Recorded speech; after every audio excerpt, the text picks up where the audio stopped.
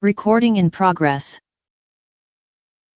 Good morning, everyone. Good morning to the honourable members.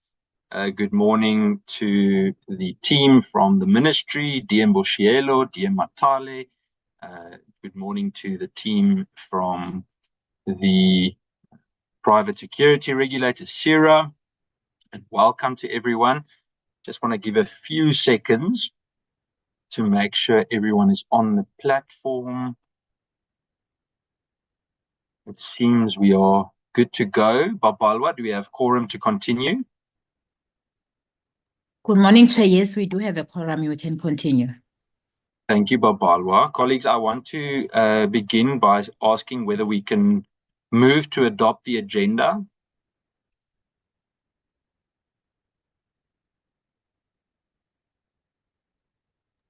I move to adopt the agenda, Chair. Honourable Adams, you're very quick this morning. Thank you, Honourable Adams. May I have a second to that? Honourable Schikkeling. Good morning, Chair. I think there's several of us that will second the proposal. Thank you. Thank you, Honourable Schikkeling. Colleagues, I then want to just double check with Babalwa for the apologies of today, Babalwa. Chair, I received one apology from the minister. He will not be able to attend the meeting due to unforeseen circumstances. Thank you, Babalwa, but it's good that we have both of the deputy ministers with us, so thank you very much to the ministry. I then would like to ask that we see Honourable Adams, your hand is up. Yes, indeed, Chairperson. Thank you. Sorry for the interruption.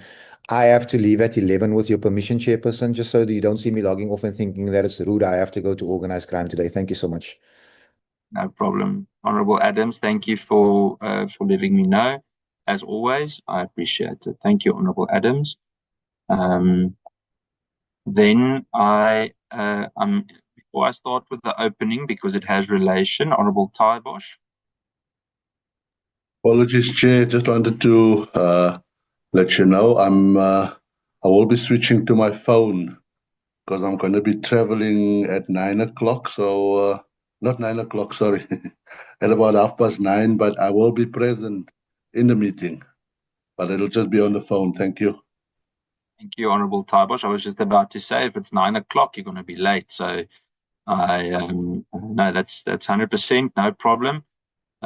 Before we start with the business of the day and the opening, I would like to go to the minutes of our meeting of the 28th of May. I'm sure everyone did receive them, and I would just like to ask, when they are shared on the screen, whether we can move to adopt the minutes from the meeting of the 28th of May.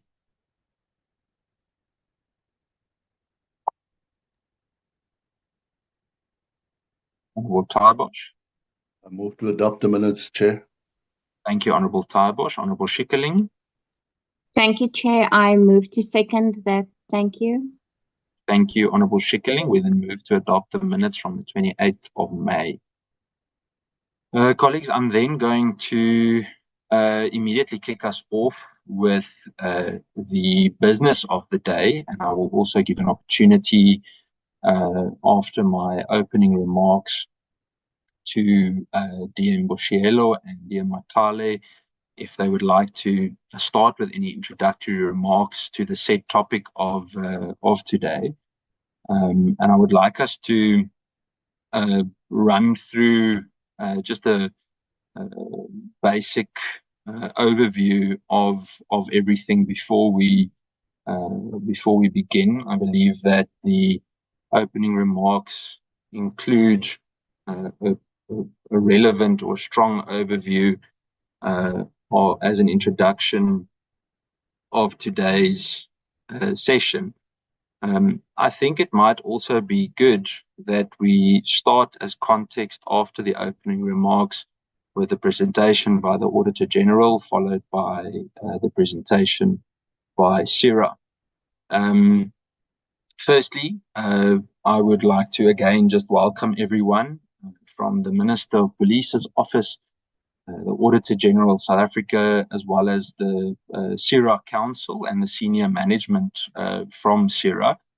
And as members of the committee, you're all aware that yesterday SIRA requested that I recuse myself from chairing today's meeting, citing a post that I shared on the social media platform X, or formerly known as Twitter, concerning the material irregularity that is subject of today's proceedings.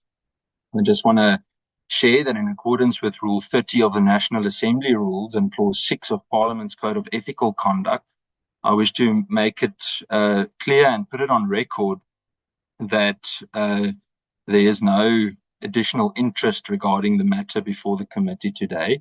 There's therefore no procedural or ethical basis for any recusal. And the comments that I made form part of legitimate political discourse and in no way suggest any form of bias or predetermined position on the issue. And as members of Parliament, it's not uncommon for any one of us, you can look at all the members of this committee as well, to express views on matters within our oversight responsibilities. Now, obviously, our oversight responsibilities regarding the police committee includes not only SIRA, but DPCI, SAPS, IPIT, and the Secretariat. And doing so does not compromise our constitutional mandate to hold entities accountable. It would set a concerning precedent if members were discouraged from expressing views on matters of public interest, particularly where those views are grounded in evidence and form part of robust democratic discourse. Oversight cannot be effective if it is subject to intimidation or if members are expected to be silent until after the fact. We must remain firm in our responsibility to act without fear, favor, or prejudice, and this includes defending the rights of members to engage constructively and critically on matters we are constitutionally mandated to oversee. Back to the business of today. The material irregularities flagged by the Auditor General relate to a 120 million rands UIF-funded training project for which SIRA was appointed as the implementing agent. The findings by the AG point to a serious breakdown in financial management, compliance, and governance, raising the risk of significant financial loss. The project was intended to benefit more than 7,000 unemployed security officers who had previously contributed to the UIF. However, all available indicators suggest that not all these deserving individuals received the promised training. While substantial payments amounted to millions were made by SIRA to a service provider before any services were rendered. The actions of SIRA in this specific matter contravene the Public Finance Management Act and applicable Treasury regulations. The issue before us today is not just administrative or just negligence of some kind. It's a misuse of public funds meant to support vulnerable workers. And there must be accountability for these failures, and that is why we are here today. So officials that have been implicated in the irregularities must face the appropriate consequences, and the committee will request monthly progress reports on the efforts to recover the funds and on the implementation of measures to address the material irregularity. So, colleagues, I look forward to a constructive discussion.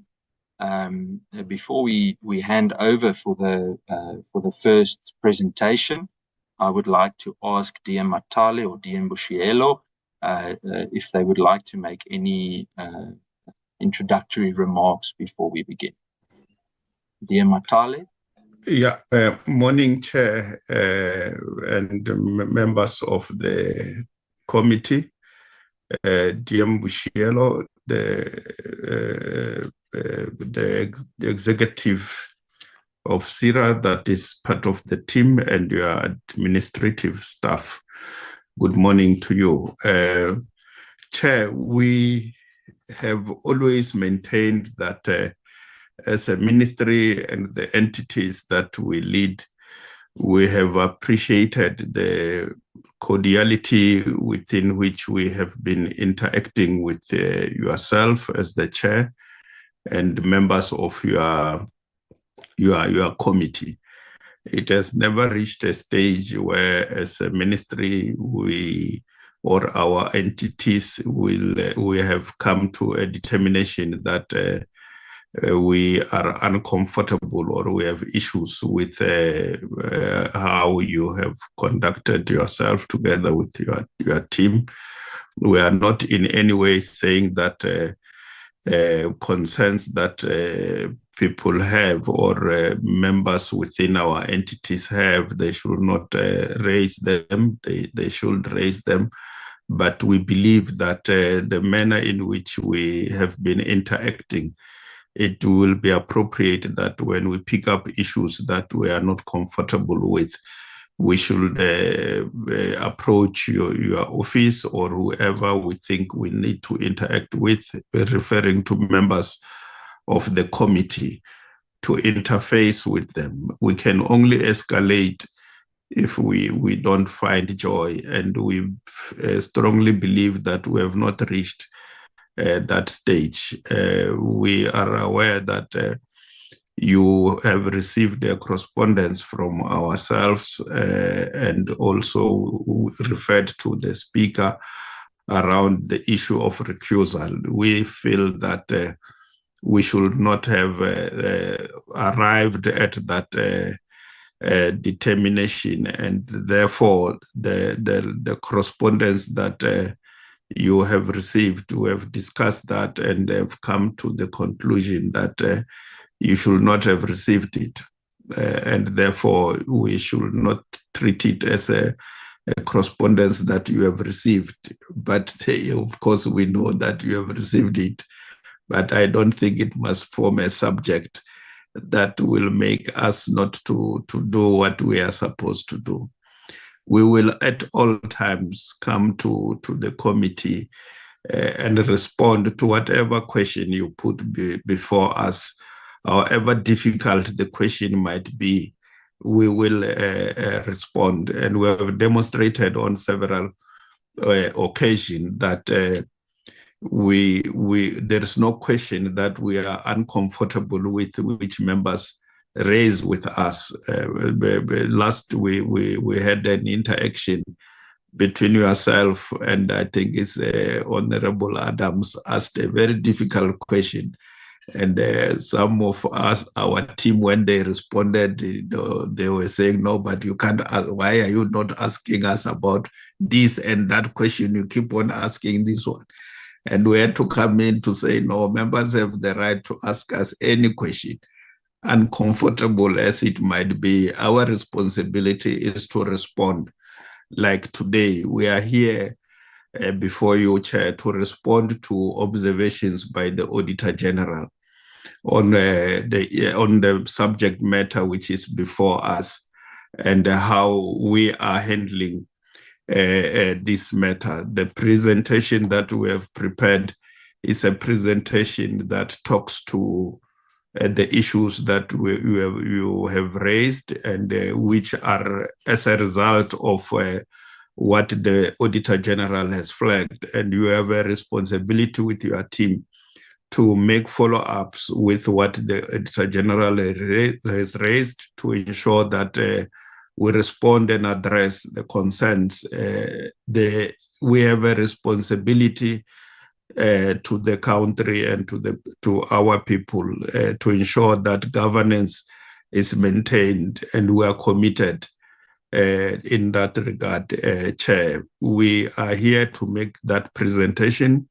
Myself and the Deputy Minister, Dr. Bushielo, who representing the ministry together with the Chief Executive Officer representing the administration within SIRA.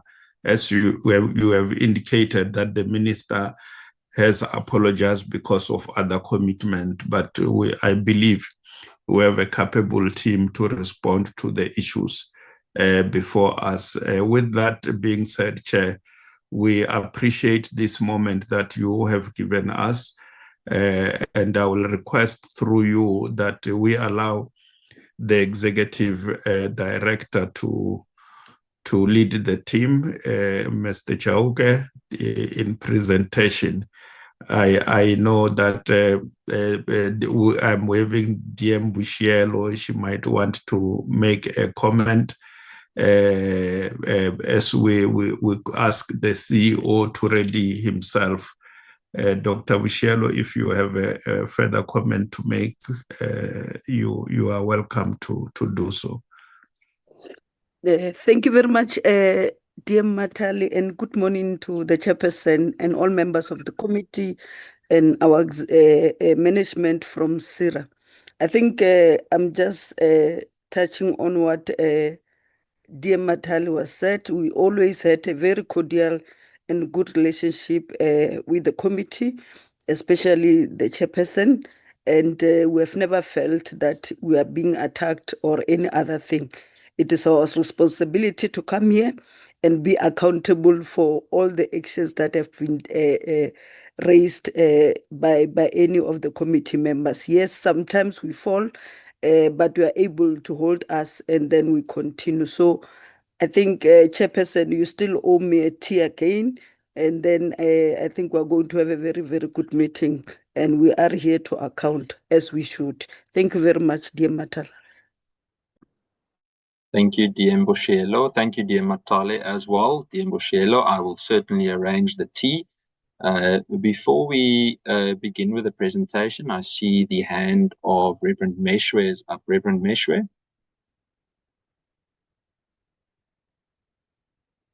Good morning, Chairperson. Good morning, leadership, and all the guests that have joined us this morning. Dear Matala's statement obviously has raised a question in my heart, and I want to make sure that we start this meeting understanding and being assured that we are on the same page. We know that there is intimidation that comes against members of parliament when they are probing and asking difficult questions. So if we hear the DM saying you received a letter you should not have received, is he saying we must ignore because you are one of our colleagues, you are our chairman? Should we ignore the contents of the letter that you have received? Or is there a problem that we should not be privy to? Or what? I just need clarity, sir, before I go ahead. Thank you. Thank you, Honorable Reverend. Dear Matale, I'm going to hand over to you shortly. I see the hands of Honorable Kola Barnard is up, and so to Honorable Muela. So first I'm going to give an opportunity to Honorable Kola Barnard. Yeah, thank you. Thank you, Chair. I must say, I would very much like to know who in the management of SIRA frankly dared to send a letter asking this chairperson of the Police Portfolio Committee to recuse himself from this meeting. Are they not even aware of what our job is? Our job is to do oversight over them. They answer to us. If there's evidence of any description that an entity may or may not have committed a wrongdoing, this committee is obliged to investigate. And it's clear that the UIF instructed them not to continue with the training of the end user computing and that they had to return unused funds from as far back as 21, but they didn't. They repeatedly continued to pay the service provider. There are issues of 80 million rand and then fabricated letters to create the impression that the UIF had in fact given permission when they told them not to. I mean, there are serious issues here. And for them to send a letter demanding that you recuse yourself, to me is utterly outrageous. Utterly outrageous. I have never, in my 21 years in Parliament, heard of such a thing taking place. They are here to answer, and they're not here to criticize this committee for asking the hard questions that we are paid to ask. It is our mandated duty to do so. So I wanted to register my absolute disgust in what has happened here today, and I'm very grateful for the responses by the Deputy Minister saying this letter doesn't exist. So that is the attitude with which I'm now going into this meeting. Thank you, Chair. Thank you, Honorable Kola Barnard. Honorable Muela. Yeah, thank you, Chair. I will request that I switch off my video. I also want to enter on the issue of the letter and echo the same sentiments with what dear Matale has said, and most particularly with regard to the existence or the non-existence of the content of the letter or the letter itself.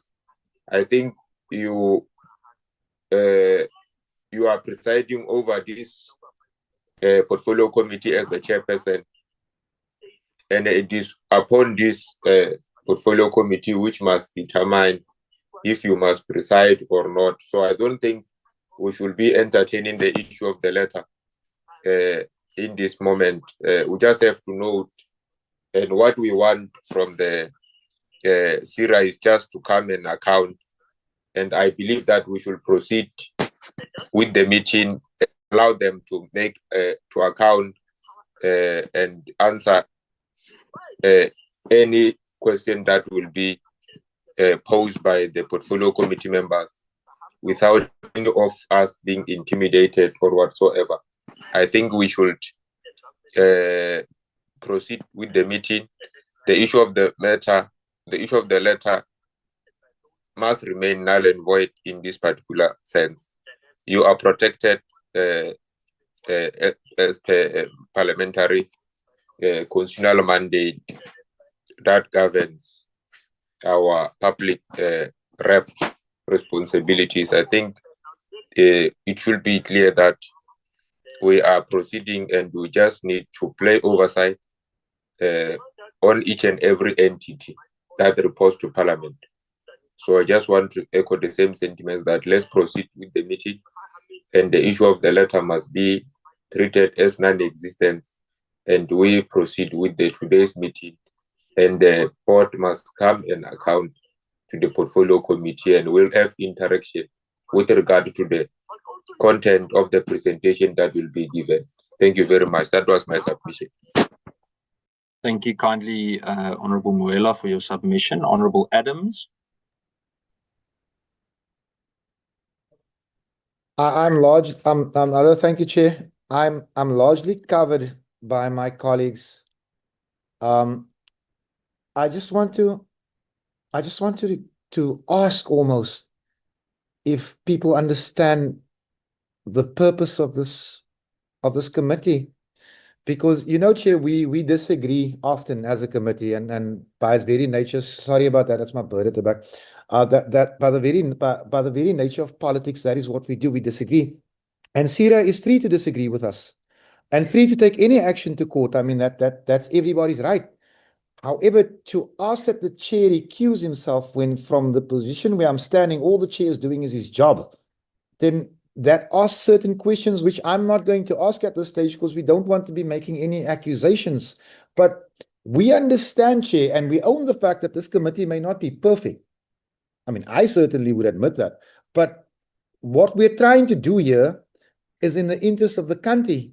So if SIRA has an issue with this, then they must also know that this committee stands behind the chairperson when the chairperson is right. And in this instance, I believe the chairperson is 100% right. And if that's going to set the tone for this meeting, then so be it.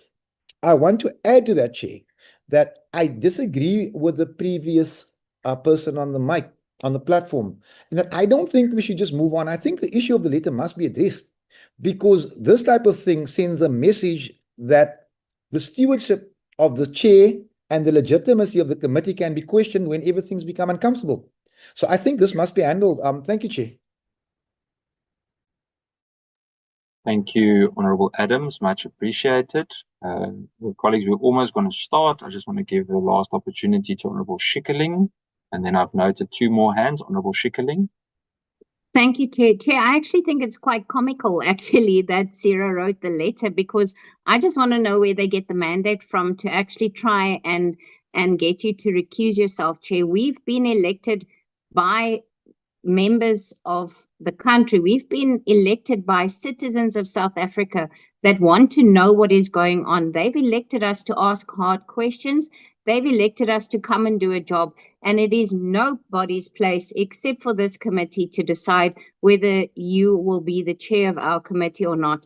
And I think that what they've actually done is open themselves for a lot of extra questions and a lot of other insight into what is actually going on in SIRA, because now we are going to drill down into SIRA and we are going to ask hard questions and we are going to keep them accountable, Chair, because in a previous meeting a few months ago, we asked SIRA to supply us with a case number that pertains to this matter, which they also haven't done, Chair. So they have a lot to come answer for today. And I personally think that they might be trying to run away from these questions. Thank you, Chairperson. Thank you, Honourable Schikkerling. One last opportunity to Reverend Meshwe, then to DM. DM, you know, your title is getting long now. It's now Deputy Minister Dr. Polly Bushielo. I'm going to hand over to the DM, and then we can begin. Reverend Meshwe. Chairperson, thank you for your indulgence, and I agree with my colleagues, but the only question I have now is whether Honorable Kola Barnard's question will be answered. Who is the author of the letter? Are we going to be informed about that? Because we do meet people that do presentations in the public, and some of them we talk, we discuss things, so that we know that if the author comes to us to ask questions, that we need to be extra careful. So I agree with her. I also want to know who is that person, because I do not want to be asked questions by a person who has other motives. So please, I would request that we be furnished with the name of the author of the letter. Thank you, sir. Thank you, Honourable Reverend Meshwe. We can certainly share that with the committee, and I will ask Babalwa Nicolette to just send it to the committee. Before we begin, DM Bushielo. Thank you very much, Chairperson, and to all members. I think we really appreciate and regret the issue of the letter. And I think we started by ourselves taking responsibility that it should not have been written. We have been members of parliament, some of us from long time ago. We've been in part of the portfolio. We've chaired the portfolio committee. I think ourselves will, that's why I said to the chairperson, we might want to meet to thresh some other things, but please rest assured, that is why we are here with DM Matali. You know, Wednesday, unfortunately, the minister have to go to parliament, to cabinet. And we are saying to you, let's disregard this. We'll discuss it outside the forum with the chairperson, but let's not say we can't go on and continue to account to you as the portfolio committee. We have never done that. We have never undermined you as the committee, because we understand the situation. So this was just something which we were not also aware of until recently, but as I said, we'll be able to deal with them. I'm appealing to members. I know it's like upsetting, like all to us. It's just that we won't be able to just express that. But I'm appealing that let's go on with the business of the day, so that we don't do that. And Honorable Schikkerling, we've been working well and together in this committee, and I don't think we should be able to say we had question or not had question. You've always asked questions, and we will respond. If not, we go back and then come with an answer. So I'm just appealing that it's not the ministry. We have clarified the issue. Let's go into the business of the day.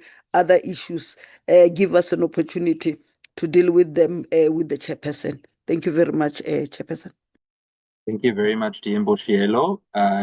Colleagues, I'm then going to ask for the Auditor General of South Africa to start with the presentation regarding the findings as context before SIRA's presentation. I believe it would give everyone the best view of where this whole issue started. I'd like to hand over to the team from the Auditor General of South Africa to then lead us in their presentation.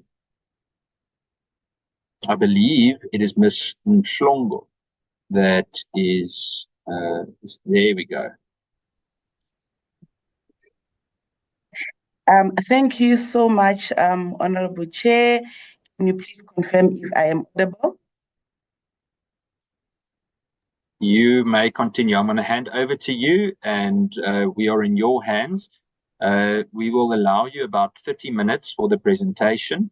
If you go slightly over, that's okay.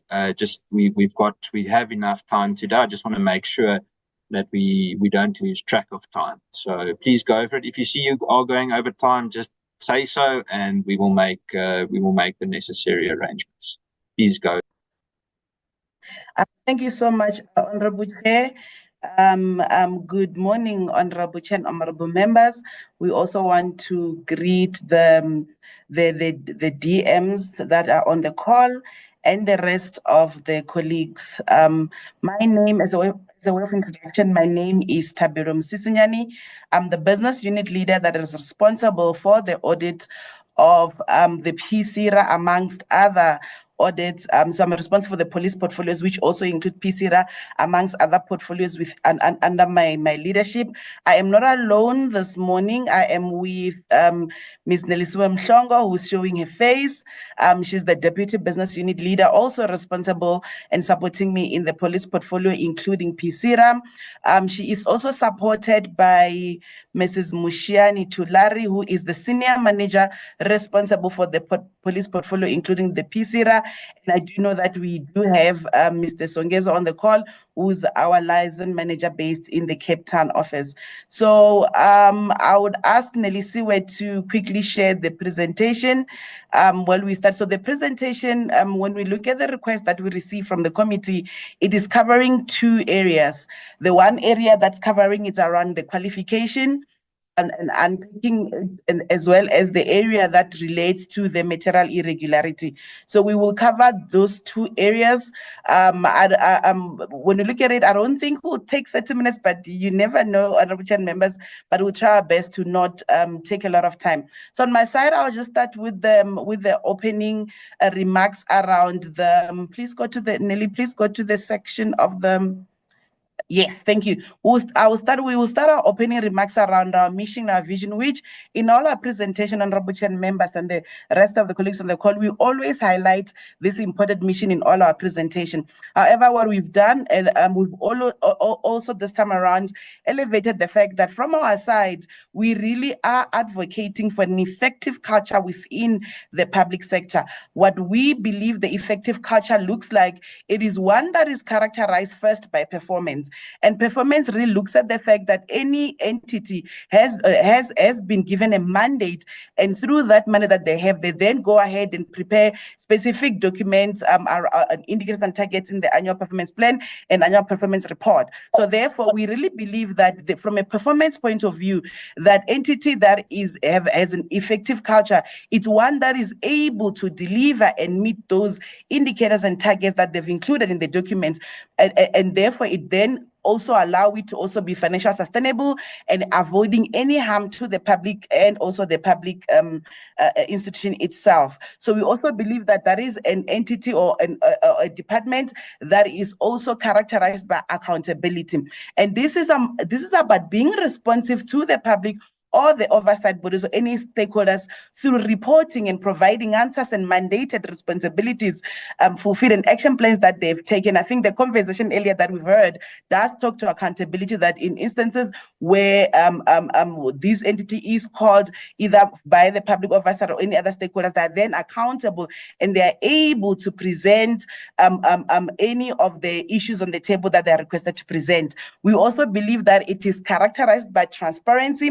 Transparency, we really look at also for the fact that whenever the information is required, for example, the annual financial statements that are required to be submitted 31 million every year, that these entities are submitting timely, and those information is supported by relevant and reliable information that will allow for transparency, that will allow for the audit process to go through, and also will allow for the portfolio committee to be able to hold them accountable because they will then have the information that's transparent. And last but definitely not the least, is around institutional integrity. And this is about the fact that the leadership within those institutions behave ethically and ensure that the officials as well behave ethically, they comply with the legislation and act in the best interest of the institutions and avoiding conflict of interest. So these are the four main areas we then look at where we believe that if there is an effective culture and the entities are doing this, we should be able to see this change that we want to see on the ground, and therefore that change will then result in service delivery to the citizen. Please move to the next slide.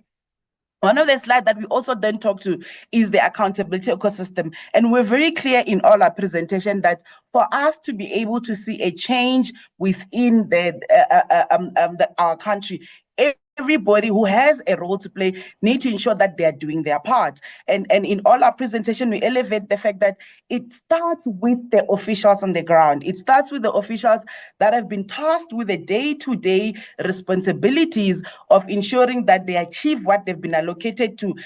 All those tasks that are going to lead them into making sure that there is then service delivery on the ground. It then also then includes the senior management that they are responsible for overseeing the officials, and we want them to hold the officials accountable in instances of non-adherence or non-compliance.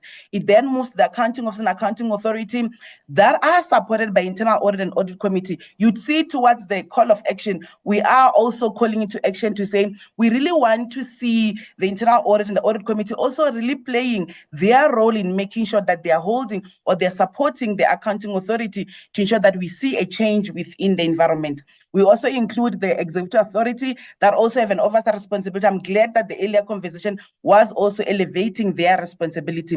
On the right, we still remind the support and oversight structures, which also includes this committee, to say there's an expectation that whatever responsibility that has been put in this committee, that they actually do that to ensure that we see the change. In the middle, honorable chair members, we then are highlighting ourselves. We say we recommit in all our platforms, we recommit in all our presentations that we really are saying we are still going to do our part as the office of the AGSA to provide insight where required, to provide influence where we can, and last but not least, to also enforce where we see the fact that there's no change. And you see that the conversations today, towards the end of the conversation around the material irregularity, we were actually exercising our mandate of enforcing where we thought that it was important that we enforce, so that we can then see the change within the PSIRA itself. So, and the last but not least also in this slide is the active citizenry, where we then engage with various civil society organizations and the citizens themselves to ensure the fact that they also play their part within the bigger ecosystem for us to be able to see the changes. So that's where I'll stop, honorable chair and members. I'm going to allow Nelly Siwe to then take the committee through the presentation of the two main areas that we requested from our side, which is the qualification area from the prior, what led to the qualification, what are the root causes that we are seeing, and what are some of the movement that we are seeing. I think I'd also want to make the committee aware of the fact that we just received the set of financial statements from the PSIRA and the audit is underway. So whatever update we are providing is based on the work so far. However, there's work that the team on the ground is doing to follow up on some of the matters that we've raised. And when we do come back to the committee, we'll be able to then present a full report based on the work that we are going to be doing now. And like I said, towards the end of the presentation, she will also then take us through the material irregularities and what has transpired since then. Over to you, Nelly Siwe. Thank you so much, Tabelo. Good morning, Honorable Chairperson, the members of the Committee on Portfolio Committee on Police, my two DMs on police, the colleagues from SIRA and all other colleagues on the call. Good morning once again. Honorable Chairperson, I think Tabelo has already taken us through apologies. Just need to move this. She's already taken us through the first part of the expectation of what we needed to have. So, Honorable Chairperson, we are starting with in terms of the audit outcomes as what you had requested. So here the bar chart just reflects the audit outcomes as we've been seeing it in the audit of the private security industry regulator, which shows the 3-year trend. So in 2021, 2022, there was a qualification that was there. However, 2022, 2023, that got resolved. In the most immediate financial year that we just audited, which was 23-24, we then therefore saw a qualification area. And the qualification area, just as a recap of what we probably might have presented in the PRRR, was around the qualifying of the prior period error. The prior period error is a note that the entity would normally put there. So the note normally is used to sort of like correct any errors that they might have picked up or identify in the new financial year that would have related to the prior year. In this instance, it was the matter around the receivables, because there were certain matters that the entity itself had picked up around the receivable balance, and therefore they were correcting that issue.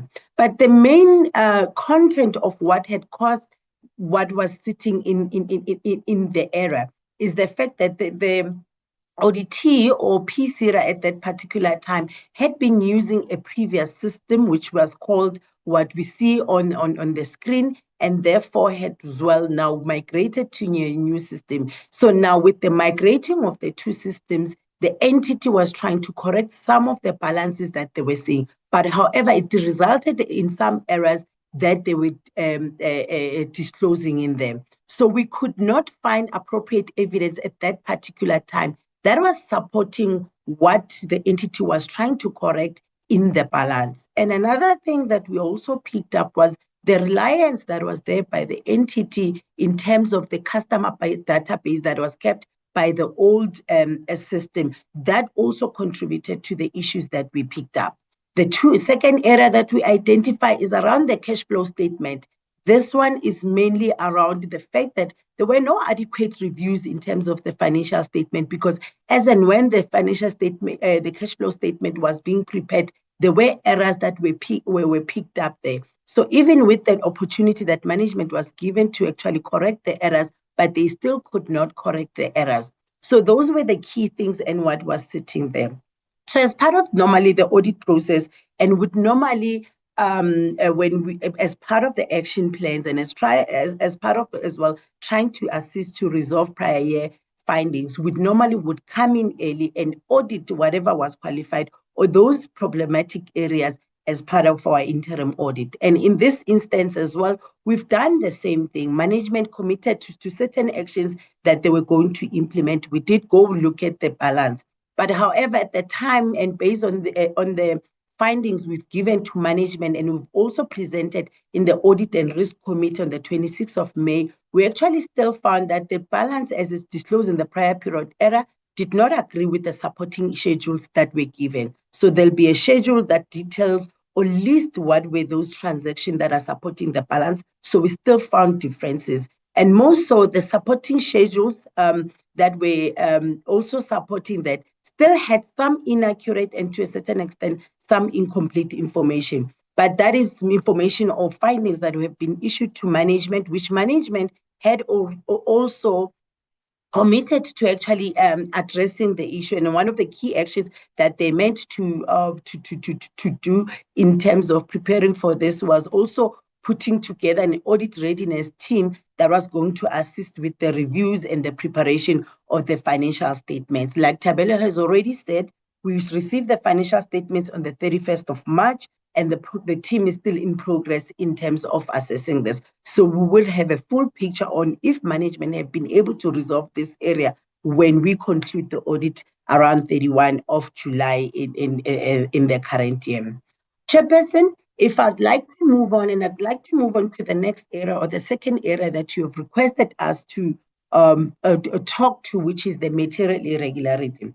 And again, the material irregularity, I want us to go back to the definition, but the definition is just to remind everybody on the process that we take or we are likely to take before I take the content and the details of what transpired in this specific material irregularity as it's. But again, the definition is going back to it's any non-compliance with or any contravention of the legislation, any fraud, theft, or a breach of fiduciary duties that is identified during our audit process that resulted or is likely to result in financial loss, misuse or loss of a material public resource, or a substantial harm to the public institution or to that of a general public.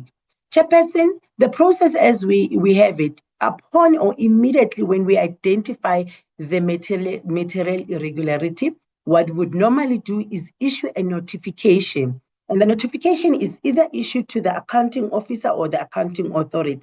In this instance, we issued it to the accounting authority, which is the council in this case. And then we would provide them with about 20 days to respond to the notification. The notification will detail what is the transgression or the nature of the transaction, and as well request specific action that should management be taking. What have they done about it? What are they going to do about it? And what is it that, or when they are committing to actually resolve those things?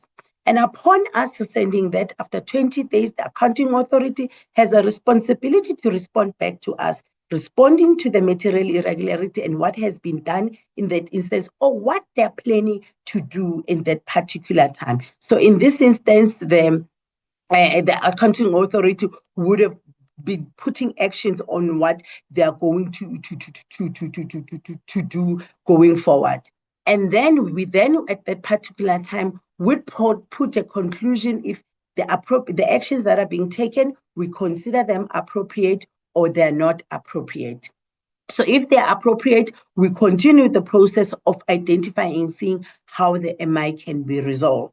And then on the right side, or my right side to the chairperson, is if the appropriate actions is not being taken, then that's where we as an audit office then start invoking our powers. So there's a few areas or few processes that could either be taken. If we identify that the transaction requires another body where we don't have the mandate or the jurisdiction of being able to deal with the matter, we refer it to that public body. Or we put a recommendation in the audit report, which is sort of like instructions, recommendations and remedial, where we are saying you need to go do X, Y, Z to resolve this issue. And this go to the audit report. And as well with that, it will give the timing on when this should be done. And sometimes in other instances, there'll be a certificate of debt. In other instances, some of these processes can be done concurrently as we do it. So again, Chairperson, we are just detailing just that at different stages, what is the responsibility or who and what they need to be done. So if we are saying the accounting officer or the accounting authority is dealing with the matter, what needs to happen? If it gets referred to the public body, what does the accounting authority and then as well we as the auditors are supposed to be do? If it's sitting in the recommendation side or if it's sitting in the remediation side. So the top part is our responsibility and that of the accounting officer. But I'd like to draw your attention to the bottom part of what are our expectations in terms of the material irregularity, in terms of the executive authority, which is the minister in this case, and as well of oversight committees like yourself and what they need to do. So at any point or given time, it is the responsibility, or we are expecting that the oversight committee monitors the progress of the investigation or the progress of the actions that are needed to be implemented in order to either deal with the remedial or the recommendation it has been given. So in this instance, part of those accountability or processes that need to be taken to call the entity or to call the accounting officer to come and demonstrate and show how they've dealt with some of those issues. So, Chairperson, this just deals with the material irregularities and what we had expected to do or the general principles around the stage. So from here on, I will detail what we had as a material irregularity and where we are. So as a background, the UIF or the Unemployment Insurance Fund, together with the private security industry regulator, entered into a contract. And this contract dates back to 2019. And part of this contract was that there needs to be a training of election observers as well as end user computing training for about 6 months. So the contract had meant to be ending sometime or was supposed to only be running for 6 months up until to 17 June. The total contract between UIF and the PSIRA was 129 million rands. Later on, upon signing that contract, as PSIRA then went and signed an agreement with a service provider or a supplier or a third party who then was going to provide the training. And a contract of about 80 million rands was entered into between these two parties. So what happened? So that's just the background of what the transaction actually entailed. So what happened is the matter that actually emanated from 2021-2022 financial year. If you remember that bar chart that I showed you, Chairperson, where I showed the qualification area in the PSIRA audit outcomes, it actually relates to a qualification area. So at that particular time during the audit, there was a 15 million rands payment that was identified by the audit team at that particular time. But however, management could not adequately support, or actually we could not verify if that transaction had occurred because it was only an invoice that was not adequately supported. At that particular time, the area or the 15 million as it was paid and disclosed in the financial statement was qualified, and the audit actually, or the auditee received a qualified audit opinion. Again, in the 2022-2023, when we came back to come actually resolve the matter so that we deal with the issues that were of a prior year, the team went through and interrogated the transaction. We actually identified that there's actually 3 transactions in this contract that have been made. There was an initial 20 million rand, a 56 million rand, and that 15 million rand that we had picked up. So a recon was performed by the team using the documents and the evidence as it was supported by management. But during that process, we actually picked up that there were a certain number of lenders at that particular time that have not been trained. But however, there's been payment that was made to the service provider were meant to do this training at that particular time that have not provided the training. And the value of the training was worth about 30 million rand. And this was contravening the Treasury regulation and the PFMA in terms of prepayments that are supposed to be made to a service provider. So therefore, it then triggered the material irregularity process. And then we did a notification or issued a notification to the accounting authority on the 21st of August, 2023, which the accounting authority later responded to us in September 2023. At that particular time, based on the actions that were put by the accounting authority on what was going to be done to address this matter, we as a team concluded that action or appropriate actions that were going to be taken were deemed to be that of okay or that way or appropriate at that particular time. So, Chairperson, part of this process is such that we would have that process, but we do follow-ups until the material irregularity is fully resolved. We continue doing follow-ups and then we continue reporting it in the audit report. Therefore, in the following year or following that, we then made a follow-up in terms of the actions that management or that the accounting authority had committed to have done. One of the key things was the fact that management committed or had put that 6,500 learners were already trained, and the fact that the PSIRA had terminated the contract with that service provider due to indicators of fraud or misrepresentation, and the termination was supposed to, or was taking effect 20 May. That the investigation or the appointment of a service provider who was to conduct an investigation was in progress. Again, at that particular time, which was 4 October, we concluded that appropriate action is being taken based on this. In the new year, around 25 February as well, we then send a further request to management to actually identify what is the progress in terms of this. We only find that at that particular time, about 6,507 learners had been trained, so no further movement since the previous update. The MISET accreditation was only done for 118 learners that were at that particular time. The investigation had just been concluded and we were given the investigation report on the 6th May. But based on the progress or the timely that was taking management in terms of dealing with this matter, we then proceeded to then conclude different as previously we had concluded. And we then said appropriate action is not being taken due to the time that had lapsed, that management was not fully and adequately dealing with this matter. This is at that time in 5 March when we issued that letter. So what then it meant is that within our organization, we've got a process. It meant that we take the matter, we referred to a certain process or the structures within the organization. And now the organization or the process as it is, it needs to go determine that, are we doing referral? Are we putting recommendations in the audit report? Or are we going in the remedial process? So we are yet to get an outcome on that process, but we had already communicated to management that the appropriate action was not being taken. And we're expecting that at least before the end of next week, management should already be aware where we are in this process in terms of this material irregularity.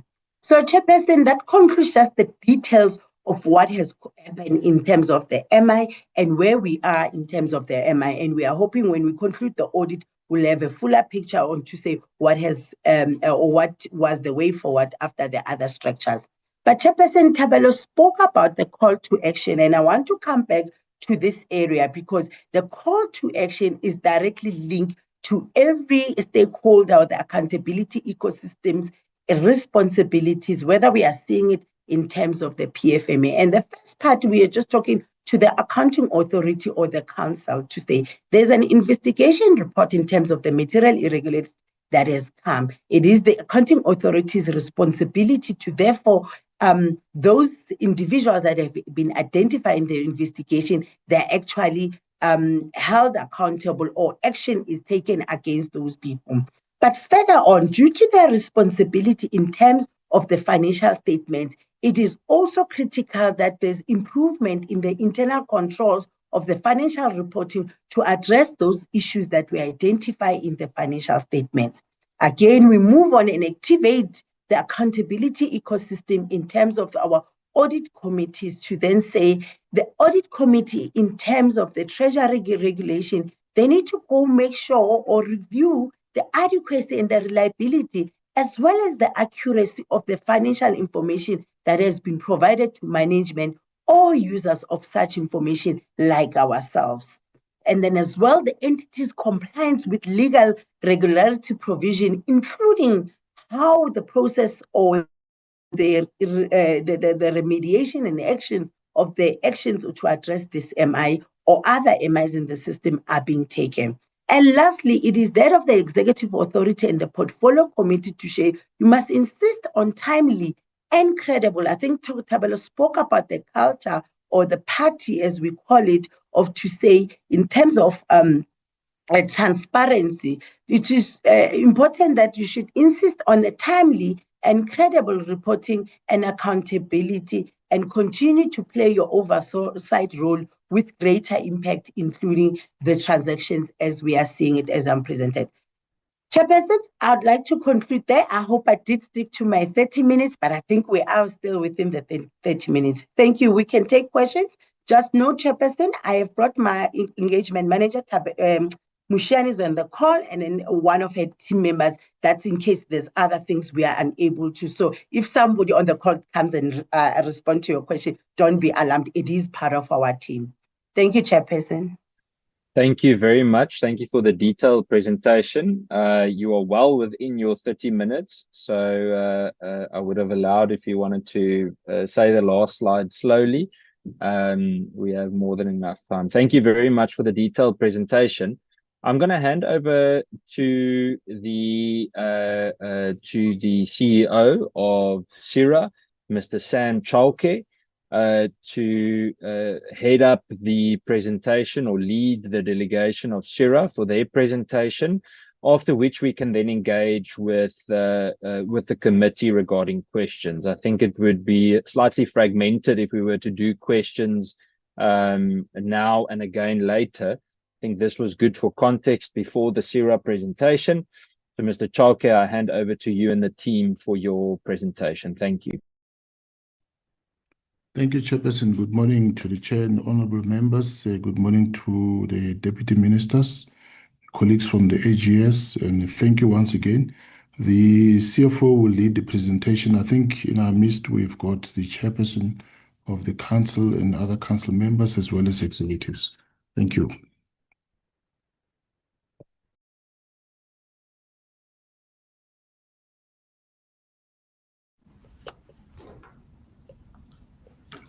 Yeah, CEO, you can proceed.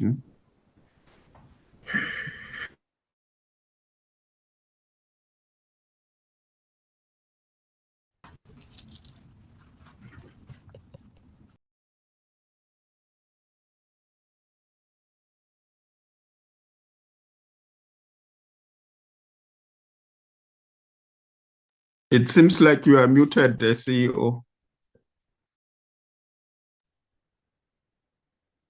Yes, Chairperson, I've requested the CFO to proceed with the presentation.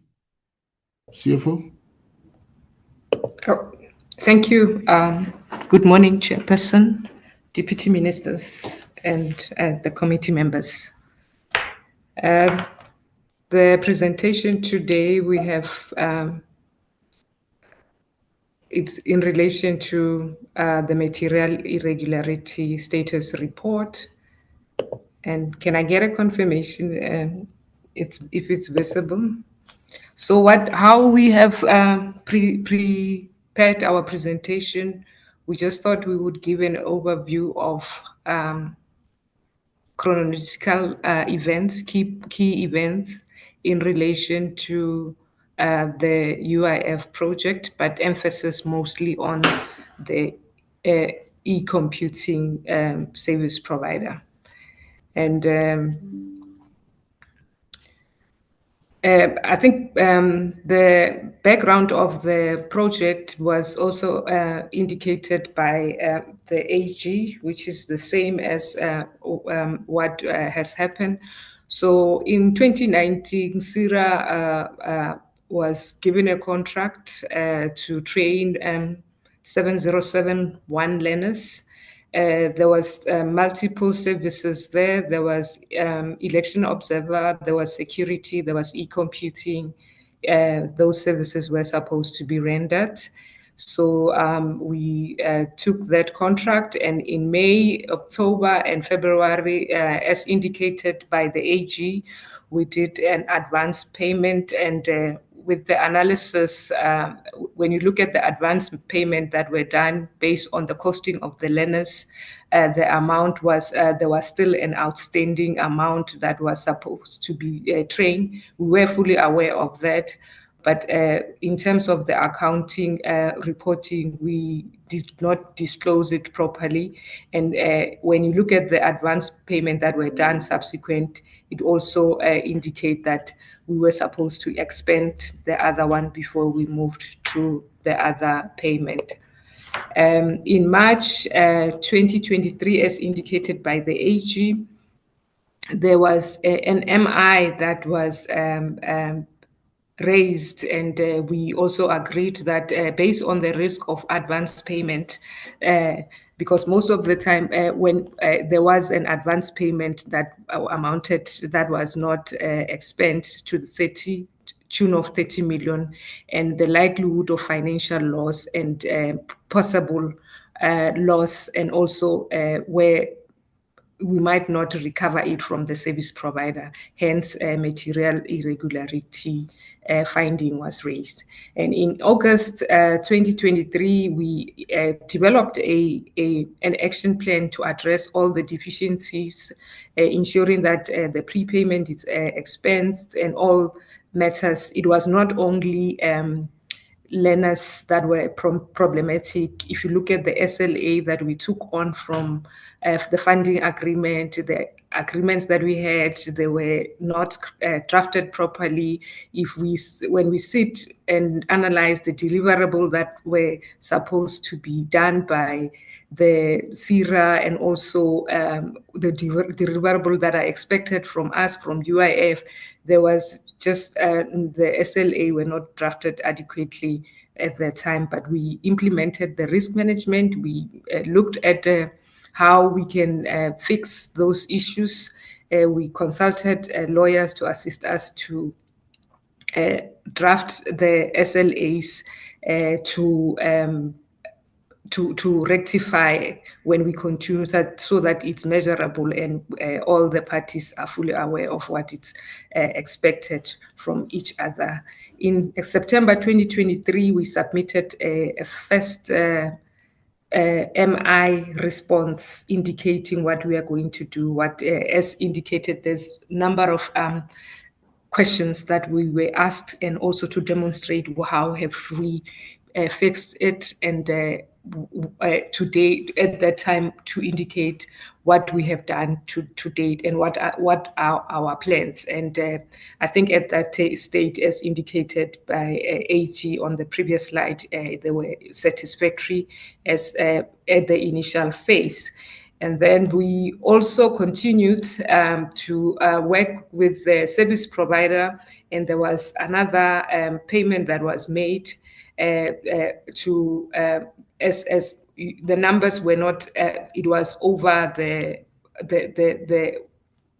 advance payment now. We paid that, also ensuring that we also stay within the 30 days turnaround period as part of the Treasury regulation. So it was assessed, and at that time, some of the information that was received when we were verifying, that's when we discovered there was indication of fraud in terms of the registers. And then we also engaged the service provider, and we opened a case, and then I'll give you the case number. Also on that time, we indicated to the service provider that this, we had several meetings with them, but they indicated that there was a disgruntled employee who deliberately informed us, and they resubmitted the right supporting document. In January and March, we continued with strengthening our internal control processes. One of the key things that we noted in terms of material irregularity, the key root cause there's, I think we took a project that was bigger, and the project team that was also they lacked capacity. So in May 2024, I think the key thing that is not mentioned here, it was mentioned by Ms. Nelly Siwe. In March, we received where we responded to the AG, and they indicated they were not happy with our progress. I learned now that the progress, that it took longer, and also that there was no significant movement in terms of progress that we promised the AG. Hence, they did not accept on the 25th of March, the letter from AG was received. And also, in February, we also, when we were doing the forensic report, it was in terms of our action plan, we said to the AG that we will also ensure that the MIXITA certification is concluded. But when we were trying to move, if you look at the slide from the AG, we were still at 180. And we determined that the root cause for the lack of movement, it's the POE that are not coming forth because there was a feud or the break-in relationship between the facilitators, moderators, and assessors because of lack of payment. But as SIRA, we did a deviation memo and then paid, and subsequent to that, we received plus minus 5,000 POE that we have managed to load at MIXITA. So in terms of that process, because if we don't move on MIXITA, I don't think we will ever clear this MI. And the forensic report was also finalized in March. And then in May, I think it was on the 21st, MIXITA visited the site to conduct with the aim to move towards exiting, which is certifying the learners. So they visited, they conducted the first audit, and there was some of the deficiencies. They will go back again and ensure that the certification is done. And the next slide will be now talking to the actual questions in terms of the MI. The first question that we received from the Auditor General, what was the cause of material irregularity? As indicated by the AG, it was advance payment, where it poses a risk of us, the resources of state might not be utilized, and we might not get value for the services that we have required. Hence, remember, we did advance payment, and the risk there, it was very high, and hence they raised the material irregularity, but allowed us to ensure that we clear and put action to ensure that the advance payment goes to the right people it utilized to be to the learners to be trained.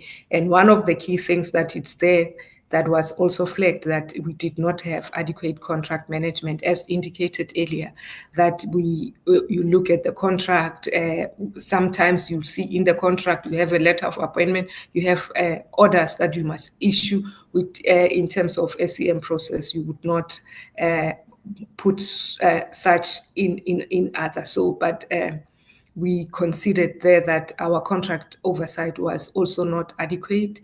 And then also in terms of the capacity, and also what we have just learned recently when we did our forensic report, that because at the time of when we were audited on this project, we were asked for procurement process, the bid committee document, but when the forensic investigator was interviewing the service provider, they've indicated that they have went to the UIF and then presented the project, and it was awarded like that to them. And after that, the UIF requested us to take over that, but this discretionary fund initiative was never all the time, because the contract has a reference number of bid. So we always thought it was bid. But when we went to the bid and to the UIF, but there was no document showing that there was bid. But recently we have discovered that this was a project that was presented by the service provider. Both of them, that they went there and the UIF approved it, but they needed an oversight from us. So that's how this project came. And then the next slide from the AG, where they ask us whether the circumstances exist and what have we done so far to ensure that it doesn't exist. As indicated, that the MEXITA certification, it took time for us to move from 118, and currently we are still at 180, but in the system, we have moved significantly, and we have managed to secure the audit, the first audit. And we thought normally this process is supposed to be done by the service provider, but we could see that if we don't take this project over, this would not we would not be able to finish this process. Hence, we took over. But the money that was paid to the facilitators, that was supposed to be paid by the service provider. We are also recovering it as part of the recovery process that we have initiated. And also what we have done, because we don't have capacity, we appointed a project team, service provider, to ensure that to be able to oversee this project and ensure that all the deliverables, especially MEXITA certification, because this is the most important step towards ensuring that the learners that have been trained, they get what is due in terms of the training that they have attended. So there was another issue in terms of the stipend. So the stipend, it's done immediately after. Normally what we used to do, we used to use registers to pay stipend. But when you look at the deficiency in terms of the registers, you might find that you pay and then there's no POE.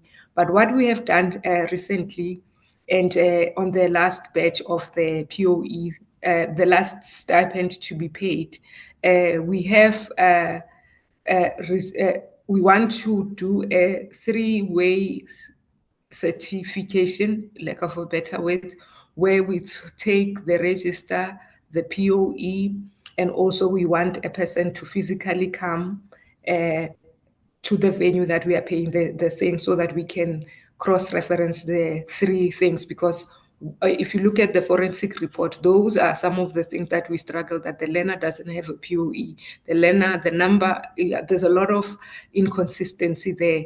But on this last one, we have managed to review 1 to 2, it's not mentioned in the slide, but the remaining 1936 will be paid in June because the service provider that we have appointed to assist us on this one, it has moved in certifying the 3. And the next slide talks to the next question that was also relating to the internal control deficiencies. So since the MI, we have realized that we did not perform a due diligence in terms of those contracts. Hence, we have so many deficiencies and a lot non-adherence to the contract that is not drafted properly. So we were unable to, we also did not do a due diligence because immediately when the contract was given to us, we were supposed to ask for bid documents. How is this funded? Where is this coming from? But those questions, and I think it was because the first project was election observer, and then this project was given to us 3 days before the election observer training. And we just started with the project and the review. So those were some of the pitfalls that we have experienced throughout. But throughout the MI process, we did ensure that the SCM policy is crafted properly, the contract oversight is done properly. Hence, we have such a movement and also beefed up our capacity to ensure the last milestone of this project is achieved. And the next slide on this one, and I'm thinking I'm repeating myself, but I just thought if it's this. So as of to date, the reason we have reported 6507 on the last MI, because we did not want to report something that the POE are not there. Are not yet verified. But to date, in terms of the POE that have been audited, we are at 7071. And then on MIC-SITA, we have loaded 5852. And then the audit was done. And then the stipend, it's 5135. The last batch will be paid in June 2025, where I've just indicated that we will be waiting for the final approval from recommendation to pay after the review by the project team. The last slide, which is in terms of what action have we made. So we've drafted them in 2 ways, where there's a first one where we speak to the service provider. The case, the acknowledgement of debt was sent to the service provider immediately when we realized that we have the possible loss of that. Immediately we have sent, was in 2023 when we started with our MI processes, where the first thing that we did for us not to lose the amount that was expensed, we sent acknowledgement of debt.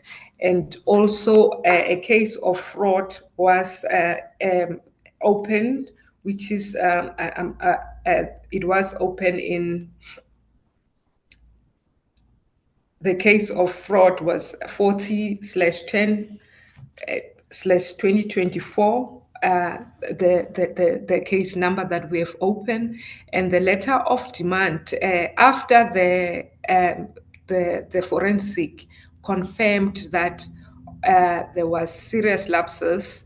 We immediately sent the letter of demand calculated with all the breaches which in terms of the forensic, and was sent to the service provider, and it lapsed on the 25th, and all breaches as at today are the service provider is liable to pay. And then in terms of internal processes, we also investigating the approvals, but this also is in our forensic report. So any person who were found to have granted the approval that it's not warranted will be there will be consequence management and apply also the Section 86, the financial misconduct, if there is any, and our HR action will be implemented. And the last slide, just for the committee, that on the day that we were sending this forensic report to the AG, there was a breach where the forensic report was compromised, was accessed illegally by our internal employees, and this forensic report that relates to this process, and those two individuals that accessed this were immediately suspended. And post that, we have just to confirm the accessibility, when they have access, what they have done, we have requested an expect service for us to check what they have accessed, how and when and what, but the investigation is now finalized, and it confirmed that it was accessed and downloaded outside the folders of SIRA. And maybe, Chairperson, there is no slide that talks to qualification, and what we have done, yes, what the AG has indicated in terms of the qualification, those issues were the issues that have impacted us in terms of the take on balances, where we moved from the new system, the revenue system, to another one. And at the time when we were trying to fix the qualification, we also we were late in terms of the we are also late in terms of the correction, because we corrected, but after correcting, you need to afford AG to have time. But at the time of correction in the last financial year, we were not able to correct the misstatement, hence it was. But also in terms of the additional capacity for us to ensure that our financial statements are free from material misstatement, we have added capacity in terms of our internal people, and also in terms of our combined assurance, which is internal audit, finance and investment committee, and our audit committee. We also ensured that we have adequate capacity. The main challenge there, it was the first 2 years of migration, we used the old system coupled parallel with the new system. So when we have to reverse and restate, and it was a bit of a challenge there. But this year we have managed to clear the findings, and we will wait for the financial statement. And also, I just did not mention that when we were taking on the prerequisite for us to take on the funding agreement and with UIF was for us to open a bank account, that the bank account that we have has the UIF have power of attorney to sweep at any time of the contract. What I'm trying to say, when the prerequisite for us to have those funds transferred to us, the UIF said the funds cannot be, they have access to the bank account that we have, that have money for UIF. UIF can access it at any time, can download statement, can sweep, meaning they can take the money at any time. So I'm trying to indicate that if they feel that we are not doing right without this, and when they are not informed, when the UIF wants to stop us from, at any time, they can sweep and take the money from the UIF. from our account, and it will be zero at any time, including interest. And on that note, Chairperson, I would like maybe just to end there. Thank you.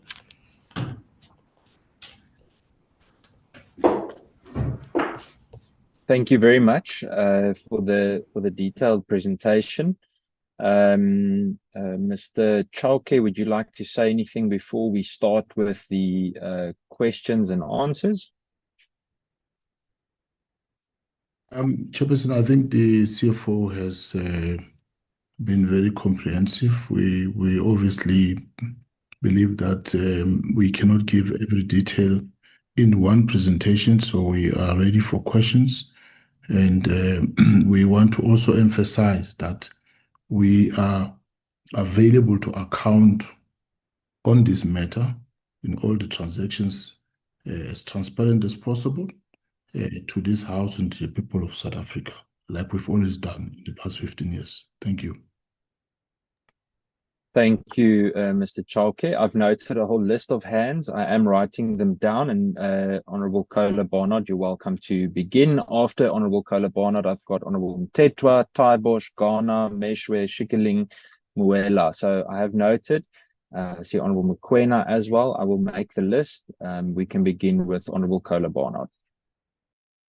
Thank you, Chair. I see you, SIRA, took to social media to tell the world that as this matter is under investigation, that raising it here in this committee was a matter of flouting of separation of powers and prejudicing legal proceedings. Basically, that this committee had no right to hold this meeting again. I wonder if you have any idea what this committee is mandated to do. Now, Mr. Chauke, I know full well you have a law degree, so it certainly sounds like you. Was it you who wrote this stream of messages on Twitter, or X as it's now called? You've been the director since 2014, and you were, after all, the author of the letter to Parliament calling for the chair's recusal. I'd like an answer to that. SIRA was tasked by this committee to provide proof monthly on how you were clawing back those millions, but you haven't responded at all.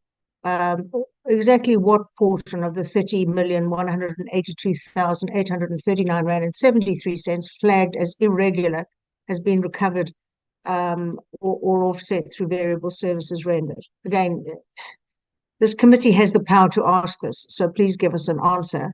Going back, what due diligence was undertaken by SIRA prior to appointing the service provider back in April 2019? Mr. Chauke, you were there.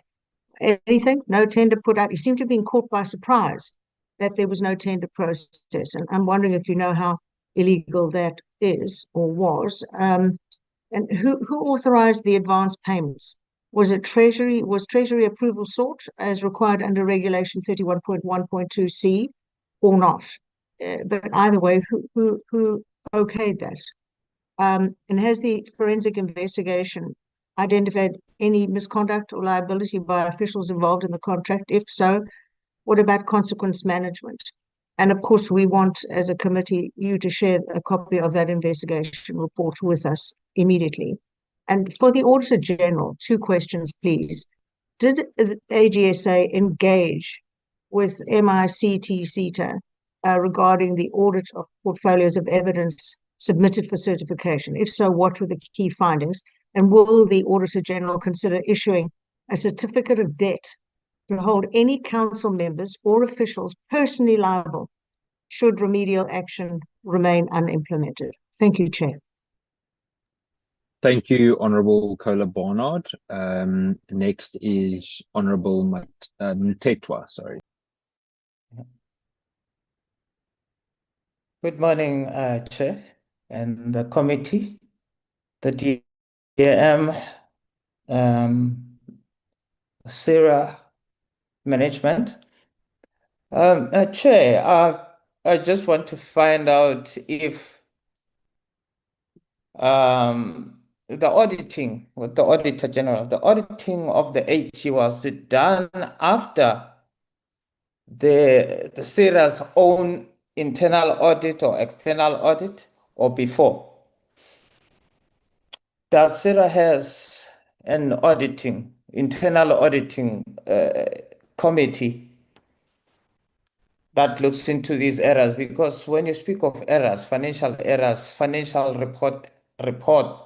reporting errors, it makes me wonder whether there's capacity. And then you speak of issuing a notice, AG, issuing a notice, and after 20 days grace period, you then follow up. I want to know, you speak of enforcement in your presentation. What kind of enforcement, if whatever that you have done seem not to be adhered to, all your recommendations, your remedial, because I've noticed in many departments, the recommendations and remedial actions, they never get honored, but we've never heard of any director being declared delinquent, except that the SAA one, may his soul rest in peace. I want to know how do you get, what is your final departing point where you say, now we must act decisively? What action is warranted to your authority? And then, with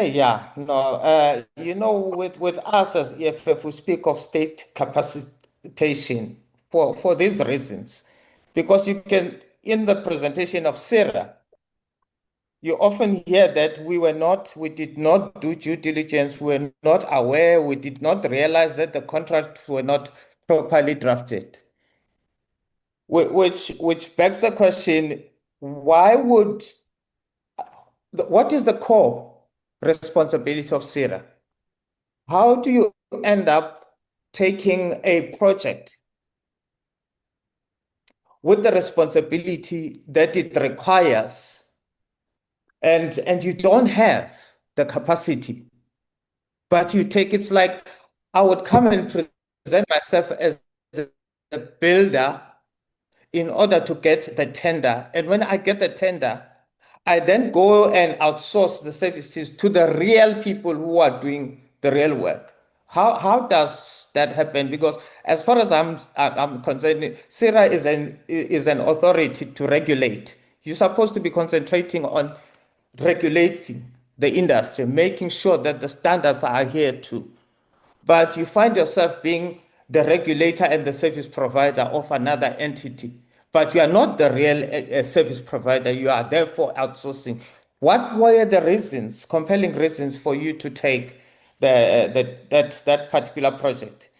And the 30 million, what was the reason of an advance payment? What compelled that 30, or what informed the 30 million? Because I'm sure there are certain prices that are tagged to each and every service, that in terms of your service level agreement, you would say to purchase milk, it will be this much, to bring a child to the learning center, it's this much. What informed 30 million? And how much of that 30 million has been well spent, and how much has been lost out of that 30 million? How many learners were actually trained? I saw the figures at the end, but in terms of the Auditor General, I didn't get the figures in terms of how many, in terms of their own confirmation auditing. That said, how many learners were actually trained? How long has it taken to train these learners? And the last one, if there would be another second bite, I would want to wait here and ask, in terms of your training, we have this tendency of training young people in order to tick the box that we have trained. How many have been placed into permanent jobs? Because you can't just train and have no outcome intended for that and spend so much money when you just training people in order to go and sit at home. This is what has been happening with many of the internships. People get trained, they get 1 year internship, and then they're dismissed and sent back home to stay, to stay at home and do nothing. So how many have you placed in their job in the jobs? Thanks, Chair. Thank you, Honourable Ntetwa. I'm going to hand over to Honourable Taibosh, just to say that I've also noted the hands of Honourable Shongwe as well as Honourable Sokopo. Honourable Taibosh, please go ahead. Well, got it for a second, Chair. Thank you, Chair.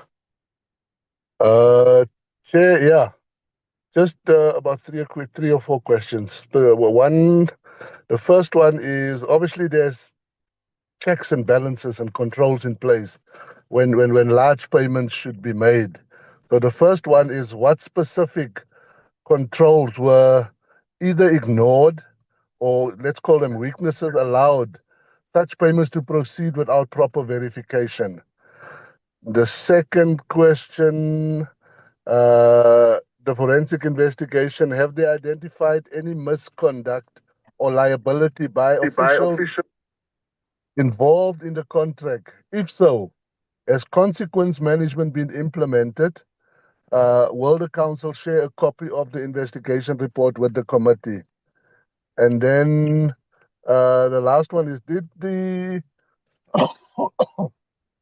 apologies, did the Auditor General engage with MICTA regarding the audit of portfolios of evidence submitted for certification? If so, can they share the findings with us? Thank you, Chair. I'll stop there. Thank you, Honourable Taibosh. Just to check, Honourable Adams, are you putting your hand up? No, Chairperson, not at all. Okay, sorry, I just saw you suddenly unmuted. I was just scared you were struggling with that. Noted, Honourable Taibosh. Thank you, Honourable Ghana. Thank you very much, Chair. I have a special request from yourself to yourself, Chair. I don't want a second bite. I only want one bite. I'm asking for both the Auditor General and the SIRA to be admitted, and I'd like to have a conversation with them.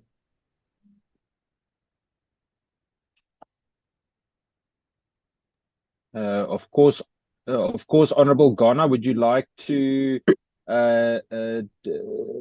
You must just guide me. Are you requesting to ask them something and then get an immediate response?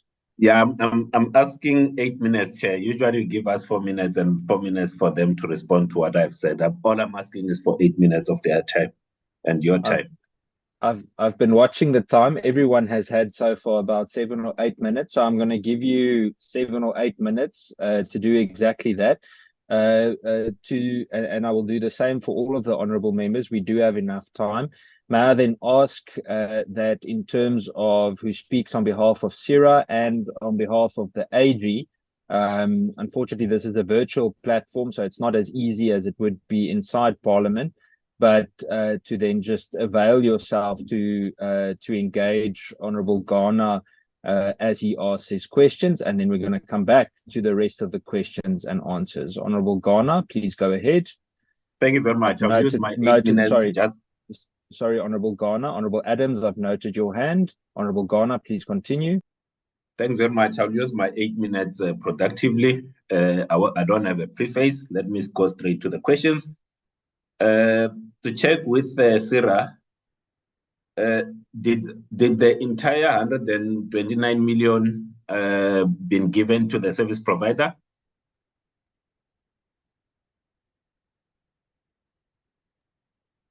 Mr. Chauke?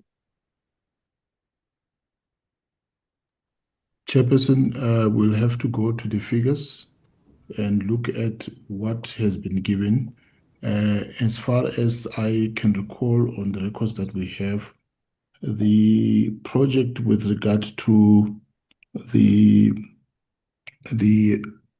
service provider has various intermittent payments, so we'll have to look at what has been paid to date, but there are monies that we are recovering as guided by the forensic report. Thank you. We will come back and give that exact figure. We will come back and give that exact figure. But if you're asking about recovery, we have just said that we appointed a forensic investigation. We've come up with a report. Out of the report, preliminary, we've issued a letter of demand, and which has lapsed on the 26th of May. And the law firm that we've appointed is now busy putting together papers to recover the rest of the money. So the answer is we have not yet recovered anything. So at the moment, you have recovered zero. We are in a process of recovering, yes. So at the moment, you have recovered zero. Chairperson, I'm not sure if my answer is not audible. We have not recovered a cent. Right. We are in a Thanks. process of recovering. When did you start the recovery process? Chairperson, we have already explained that as part of the process of going through all the legal processes of holding the service provider to account, first, we made them sign an acknowledgement of debt. Secondly, we opened a criminal case against them. Thirdly, we appointed forensics to get to the bottom of all the allegations that were there at the time, and we have a report with regard to that. And thirdly, we've issued a letter of demand, and that is the process that we have. And as to when there are various intermittent dates as to all these actions, and if you require those dates, we can give you each and every date when we did what time, and so on. Mr. Chauka, are you saying that you don't know when the acknowledgement of debt was signed? No, we do know that, but I do not have it in front of me, but we can get it for you. And as I said, as far as the letter of demand, we have issued that letter of demand, I think, as a month or just around April, and this year? it left, yes, this year. So all of these, by the way, are guided by the processes, legal processes that we are following. I accept that. So I'm trying to understand a few things. So when you started the contract with UIF, was the money, the 129 million coming from yourself or UIF? Pardon? When we started how much did the UIF contribute to the entire thing? Were you the service provider to UIF, or was it a joint project with UIF? It was an implementation program from UIF, so there's nothing that came from us in terms of amount. The UIF would have given you around 130 million. Well, I'm not getting to tie myself down to the numbers that you're giving me until I verify them on the record. There is money that was paid by UIF into the bank account that we jointly controlled. Has the UIF asked you to pay back some of the money? No. So the UIF says no, they are happy, and now it's up to you to then deal with the service provider. No, that is what comes from you, Honorable Ghana. I'm trying to understand. Honorable Ghana, with due respect, Chairperson, I cannot speak on behalf of UIF. Was the UIF part of the project team? The UIF was part of the stakeholders that we reported to. So the initial training was election observer and security and e-computing, correct?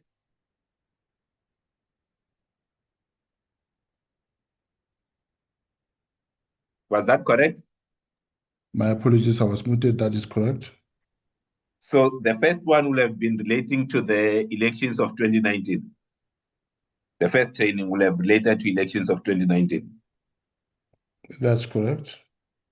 Was the same training provided after the elections, considering that the first training didn't take place up until the elections were held?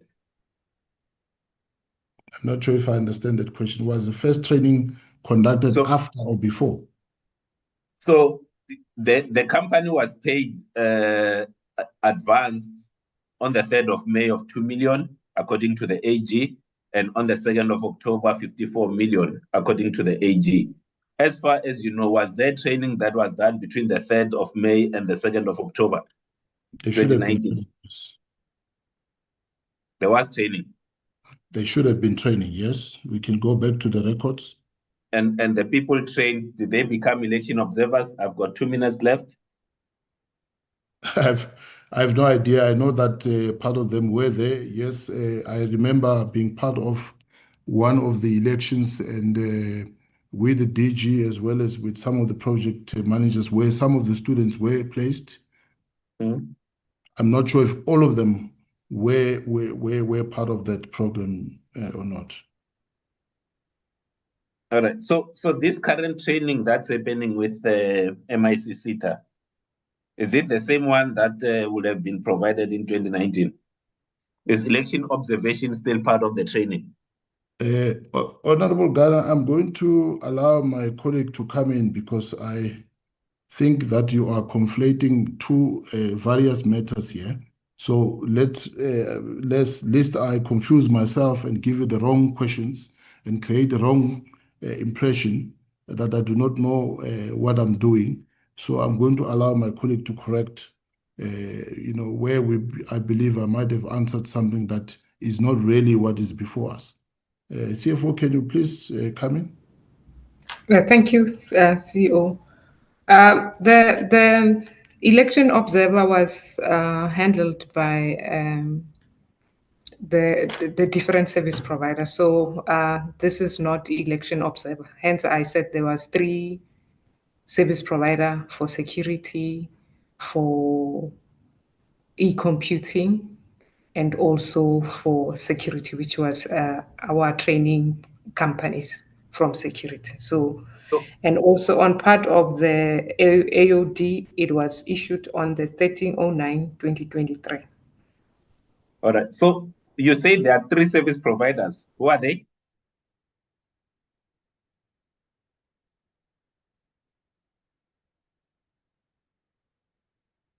Who are the service providers?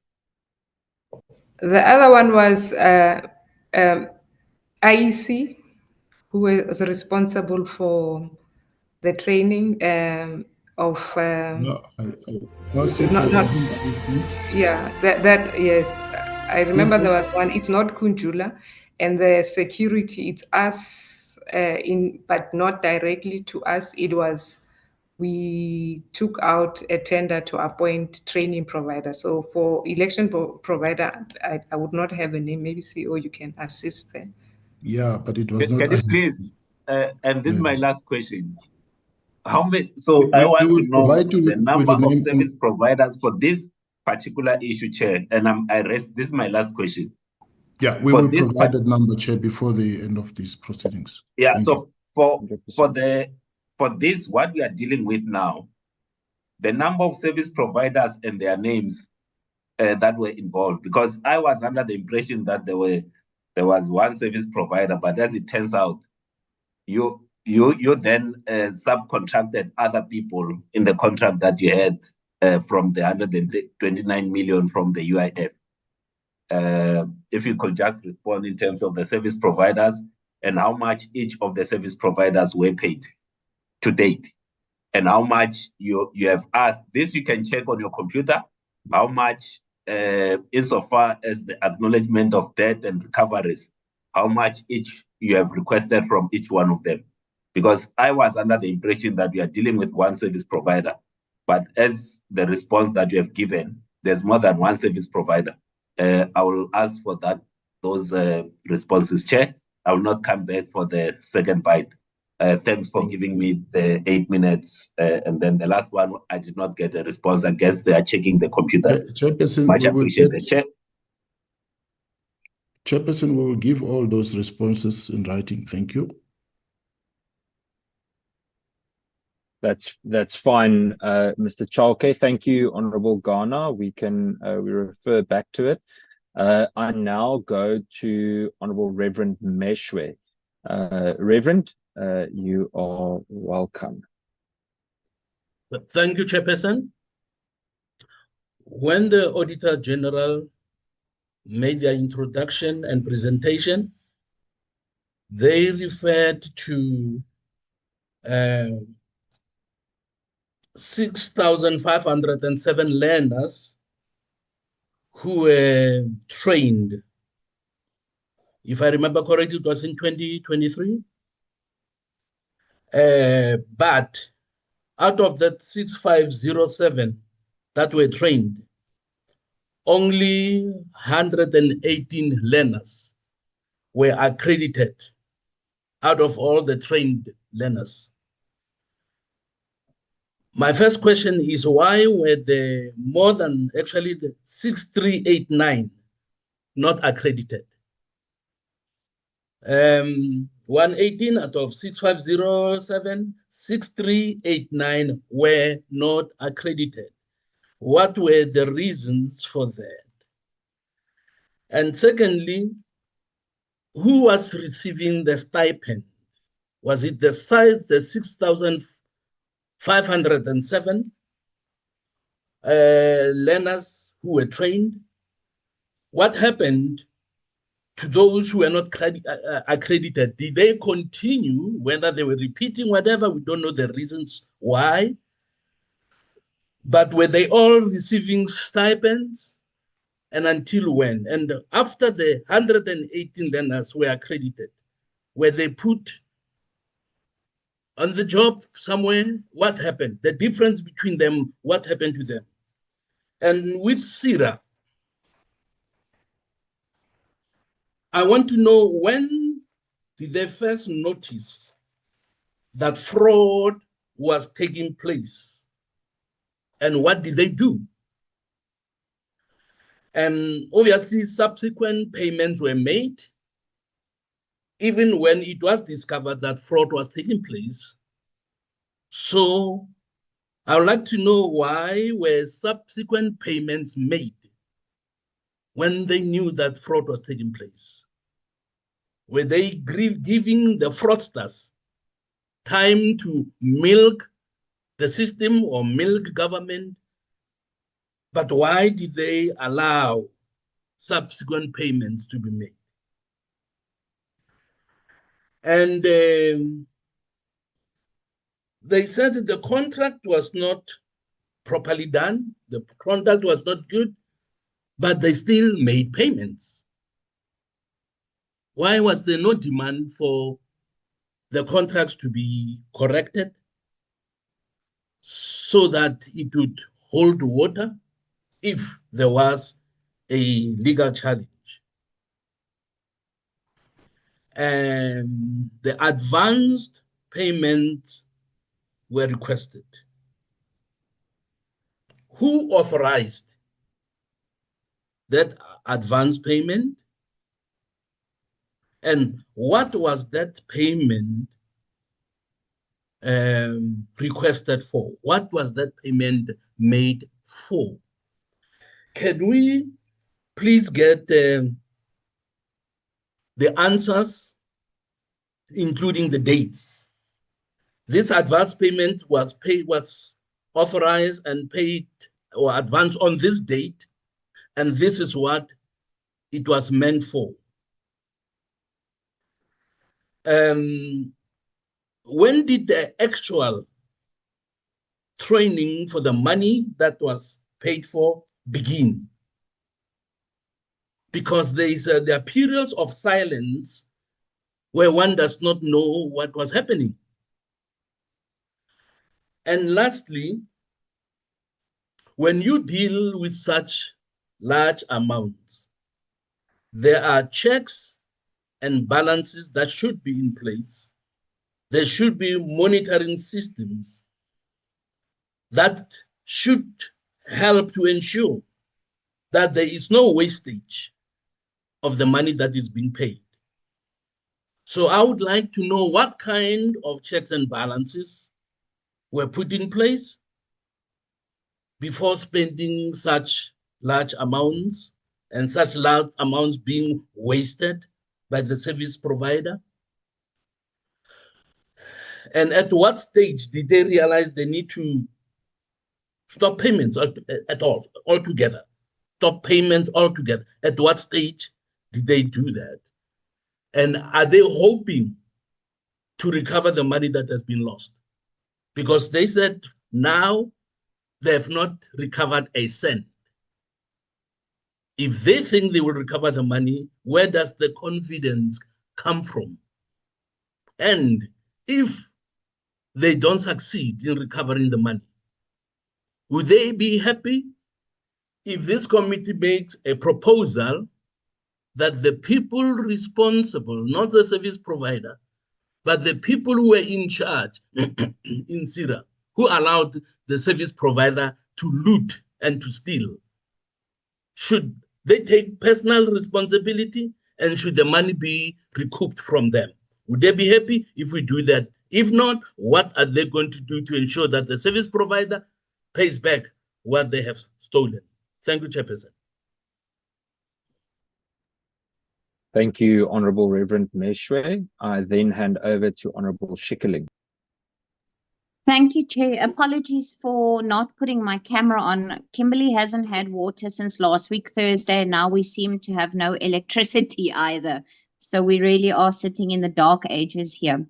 Chair, firstly, I think that Mr. Chauke and the SIRA board must really acknowledge their massive, massive oversight failure with this matter. Because had there been oversight, Chair, we wouldn't be sitting with this situation. I mean, we're speaking about millions and millions of rands, and they really need to acknowledge this failure. The first question that I have, Chair, is what is the name of the forensic company that has been appointed to investigate this matter? By whom were they appointed, and when were they appointed to investigate? That is my first question. Then I would like to know, Chair, a few months back, we discussed the same matter, and SIRA had actually informed us that, and ensured us that they had opened a case at the police and that they would provide us with a case number.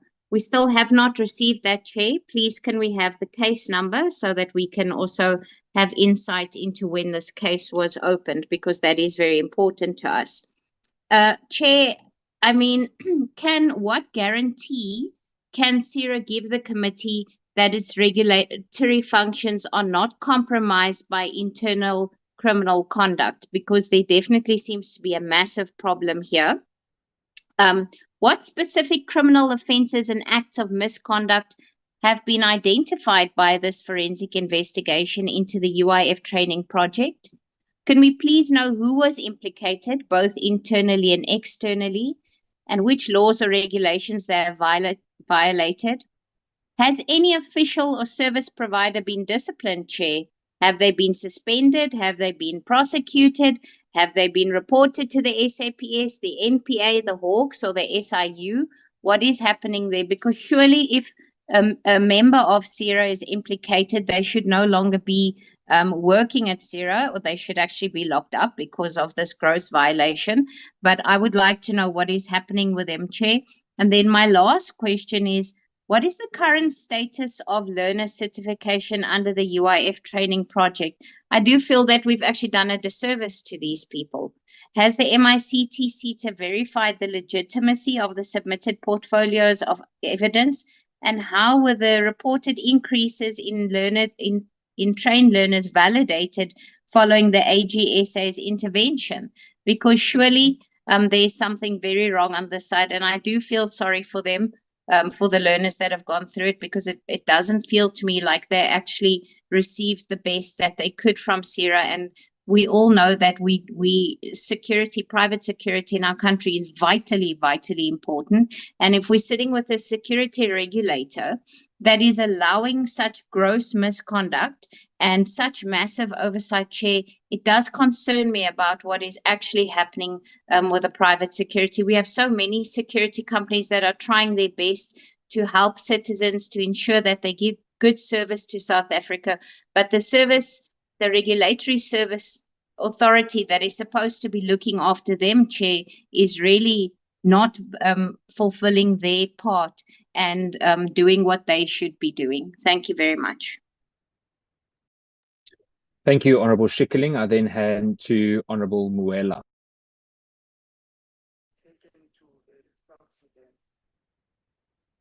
Yeah, thank you very much, and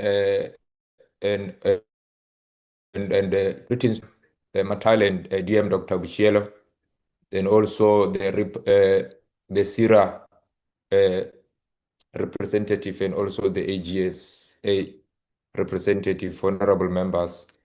Let me also welcome the presentations. I just have few questions to SIRA with regard to the presentation.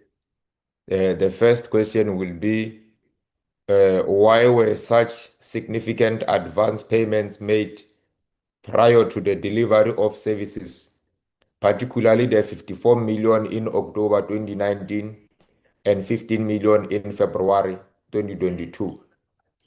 And the next question, the term material finding indicates there is more to be finding than in non-compliance with prescripts. It indicates theft, abuses, interferences. Has the forensic investigation identified any misconduct or liability by officials involved in the contract? The next question, what is the current status of learner certification, and has MCSIRA confirmed the legitimacy of the portfolio of evidence submitted?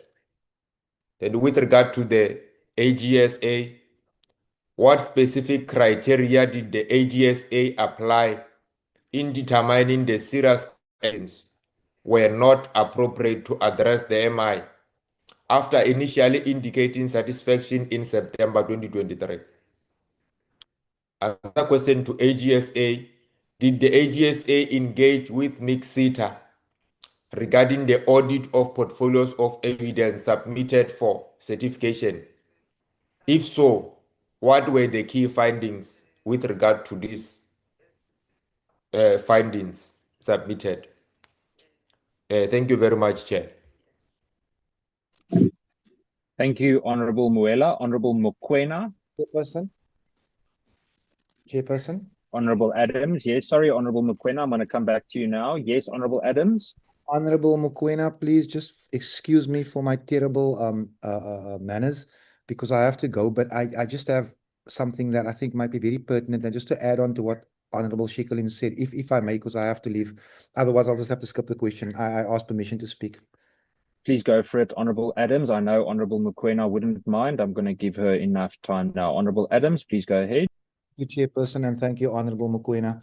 I think that Honorable Shekelin has asked the most pertinent question of all, and I was also waiting to ask a similar question, but with regards to the SIRA coming to this portfolio a few months ago, and I think, yeah, a few months ago, and telling this portfolio that they had in actual fact laid a charge.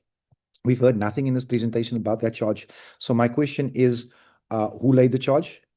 What is the name of the investigating officer?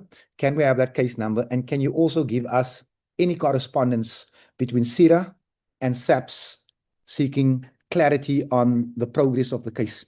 Because in a case this important, Chairperson, I think all of us, even those of us on this portfolio committee, can agree that if you don't almost harass SAPS with regards to investigation, it takes very long or you don't get answers at all, which is understandable because of the caseload. But I would like to see if SIRA has shown any interest in the prosecution of this issue. And if they haven't, then maybe they'd like to explain to you why. I will catch up on the recording. Thank you. May I be excused? Yes, thank you, Honorable Adams. Thank you for your question. I then hand over to Honorable Mokoena. Thank you very much, Chair. Given that the SIRA Council is the accounting authority, what is AGSA's view on the adequacy of the Council's governance and oversight during the period under review? And then, how did SIRA determine the increased number of learners trained after the MI process began, and how was this verified? What are the conversations currently taking place between SIRA and UIF on this outstanding project on the execution agreement, accountability and progress? I thank you, Chair. Thank you, Honorable Mokoena. Thank you, Honorable Mokoena. I then hand over to Honourable Matthys. Thank you, Chair, and it's still morning. Good morning to honourable members and the officials. Chair, this matter is pure corruption. It's not a matter of incompetency. It's not a matter of gross incompetency. It's corruption. There's no way that we can be dealing with such basic issues on how 30 million is unaccounted for, and that we have such a horrific findings that we've received from the Auditor General. So this is telling on two parts. Number one, also from the Auditor General. The Auditor General knows that this is something that they see from all our entities and from all our departments over and over again.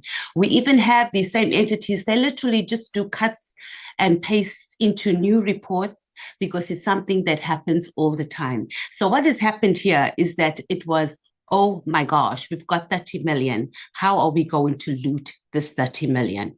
When we are sitting here asking questions that we ask over and over again, whether it's from this entity or another entity or from the actual department. I mean, how is it possible that you appoint a service provider, you say that you've done due diligence, right? But in the same time, you say that money is not going to be able to be recovered from the service provider. How is it that you did due diligence and then you don't know that this service provider does not have capacity, and then they go into request that you do a payment upfront? And then you know that you have to come and account here. Another thing that we need to raise here, accounting and consequences are very two different things. So we have entities and departments that come here to Parliament, come before our committee. Actually, they're just making fools of us. And we ask all these questions. It's questions we know. And those who have been part of Parliament and been part of these committees long enough, we already know the drill. We know what we're going to ask. It's the same old, same old.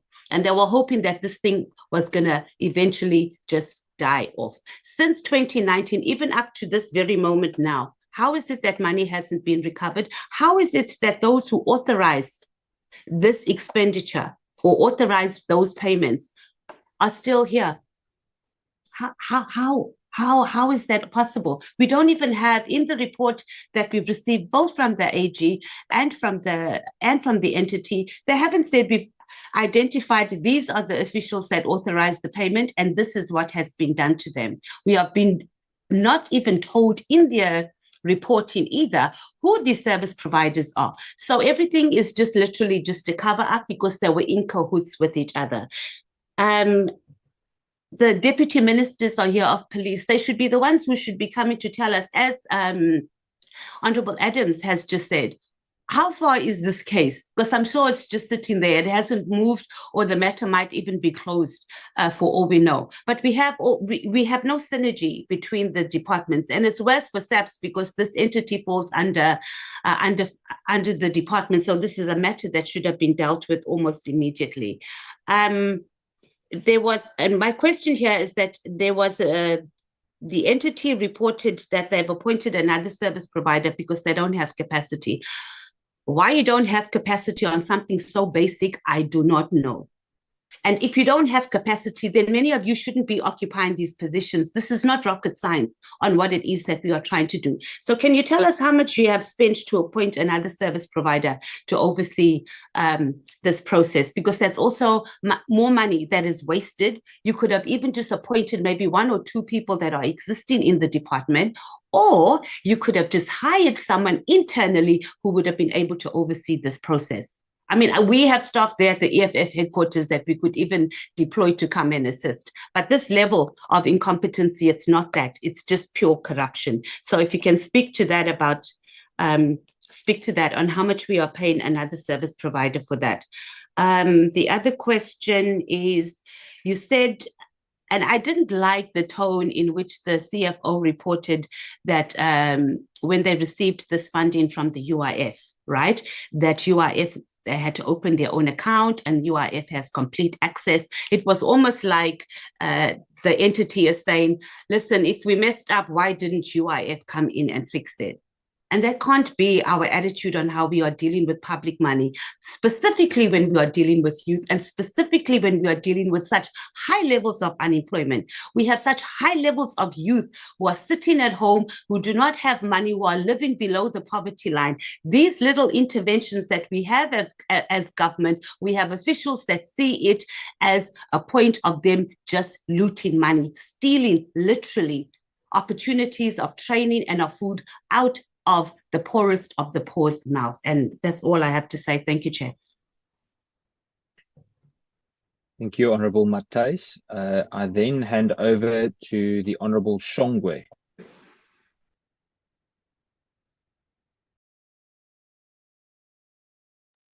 Thank you, Chair. I am here, Chair. I'm here. Thank you very much. Good morning, Chair, and good morning to our colleagues, honourable members, and officials. Chair, do you know a Zulu phrase that says "zifuzo yihlo"? Yabona, Chair, labantu bafuzo yihlo ngempela. Uyihlo alwa ifaka ngaphansi kwamatrasi. Wathiwa kulona icala lelo. So my worry is that, Chair, I don't want to find myself as a member of parliament in this servant administration where we don't yield results. We yield the very same results as if we're just here to get salaries and go home. Chair, I want to know, kahle ukuthi isira mengakisiphendule la ukuthi they are monitoring criteria if they do have. Do they monitor projects from inception, or they just pay imali and then leave people to eat imali baqede and then come after and say sekusele malini? Because, Chair, it can't be ukuthi 30 million ayifani no 30 rand, man, Chair. Ayifani no 30 rand, 30 million. It can't be ukuthi we can't account for 30 million, and we can't even point to one thing that it has done. No, man, bafethu, no. Sekulahleka isimilo South Africa. Sesilahlekelwe isimilo kakhulu. Sifuza uyihlo ngempela odla imali angabe namahloni adayise ngisho i-country angabe namahloni. So, Chair, can ISIRA please help me here? Internally, who's to blame and whose head must be on the block? I want a name, Chair, who must be fired? Whose responsibility was it to guard that space where South Africans' money don't get looted like this? You see, you find entities like SITA and SIRA, they have the same reputation. It's guarding off even for corruption. Kudliwa noma kudliwa nganamahloni kusephalaphala. Ingisho ngasibiza lesibongo salo baba ophethe.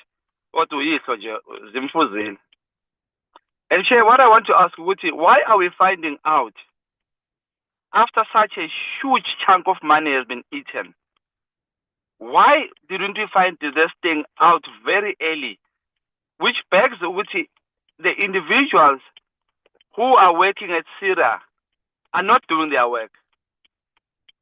So I need Chair basiphe amagama of those people whose responsibility was bagade the spaceless and make sure the process flows without uphazamiswa corruption. Chair, abantwana base South Africa, rural townships and all those places, they've suffered ngokungatholi lamathuba ngokudliwa kwale mali.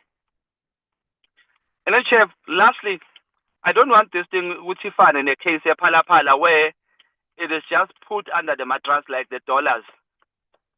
Sicela ukwazi the company that does auditing, what was the criteria of choosing that company, and who are those auditors that are going to investigate this issue? As furniture, even ukungazi ne case number, case number, police station kuyo case, so that we can follow this. Ungaphazamiswa leli cala leli exactly like icala lalenze umnumzana uArthur Fraser elaphazanyiswa. So sicela nje ukuthi this time around, let us be abantu abanesimilo kubuya unembeza sikwazi ukuthi sime kancane lokuthi sivumele abantu badayisa izwe lethu sibhekile. Isikhathi sokudlala siphelile, Chair, siphelile kakhulu. Bafethu lapha eSIRA Angeke nisixoxele kwangempela this time around, ningafihli futhi. If you deserve to be on those shares, you are going to tell us the truth. This is what happened, and we believe who should have been responsible. This thing doesn't happen. It happened under their watch. Who's ban knows ban. Ningasifihlela amagama abo. Kathi sokuthi kuhloniphiswa abantu abagangayo phelile. Yabona. So Chair, I ask for that. I hope to have a second bite, Chair, after we get Lama answers, Chair. Thank you very much. Thank you, Honorable Shongwe. On a lighter note, I might have to ask for translation services for our committee next time, but I got the gist of your questions. I'm going to allow one more question of a hand that is up. I just want to make sure. Honorable Tetwa, is your hand still up, or have you put it down again? No, Chair, I did put it up, but I remember that I had asked for a second bite. But on a lighter note, I wanted to indicate that the email address of SIRA, it says sira@behonest.co.za. Thank you, Honorable Mtetwa. I'm going to allow one more question, or one more question or remark from Honorable Kola Barnard. I see her hand is up. I think then we're covered for the first round before response. Honorable Kola Barnard. Chair, you forgot about me. Honorable Sokopo, I apologize profusely. I did forget about you once again. It's nothing personal. I will come to you just now. Thank you, Chair. It's just a last question, and I'm following on and expanding on a question that was just asked. Who exactly is doing the forensic investigation? Is it perhaps Mr. Chauke's former employer, Edward Nathan Sonnenberg? Now, that would be a bit close to home, wouldn't it? Do tell me it's another firm. And for board members on this meeting, a very serious question. How is it that the CEO and the CFO of SIRA have not been suspended pending the outcome of the forensic investigation? What has gone on there is indeed, seems to be, let's not prejudge, but all indicators are that it's a massive criminal matter. And yet the CEO and CFO are still sitting in their seats. They are the people responsible. And I think it behoves the board members to take action now, because otherwise we're going to sit for another 3 years. And as one member said quite rightly, it's often the case that departments filibuster until such time as a term comes to an end, new MPs come in, and then it slowly but surely slips under the carpet. Well, that's not going to happen this time. I'd like answers, please. Thank you, Chair. Thank you, Honorable Kola Barnard. Honorable Sokopo. Thank you, Chair, and good morning to the executive and to members of the honorable members and SIRA and everybody. A question I have, Chair, for the AG. Given that SIRA Council is the accounting authority, what is AG's view on the adequacy of council governance and oversight during the period under review? That is for AG. Questions for SIRA, Chair.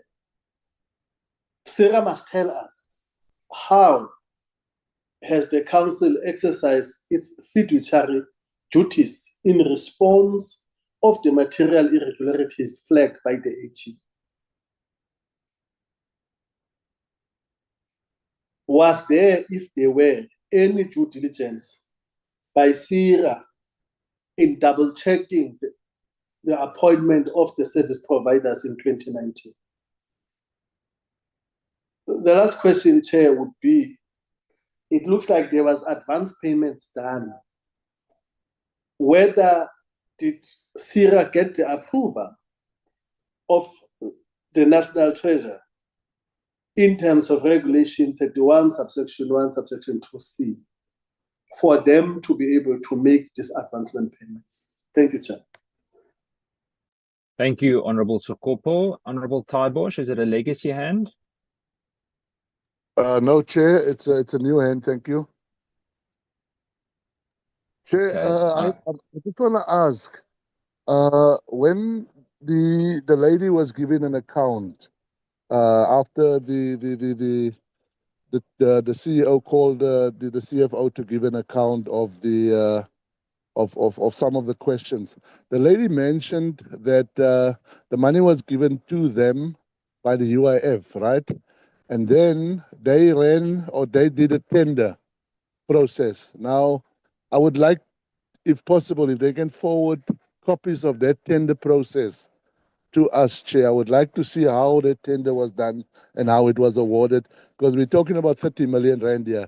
And yeah, I'm just worried things are not sounding well there. So if we can get copies of that tender process that was done there, we'd like to just see those and go through it ourselves. Thank you, Chair. Thank you, Honourable Taibosh. I'm going to hand over to the Auditor General's office first for the questions that had relation to the AG.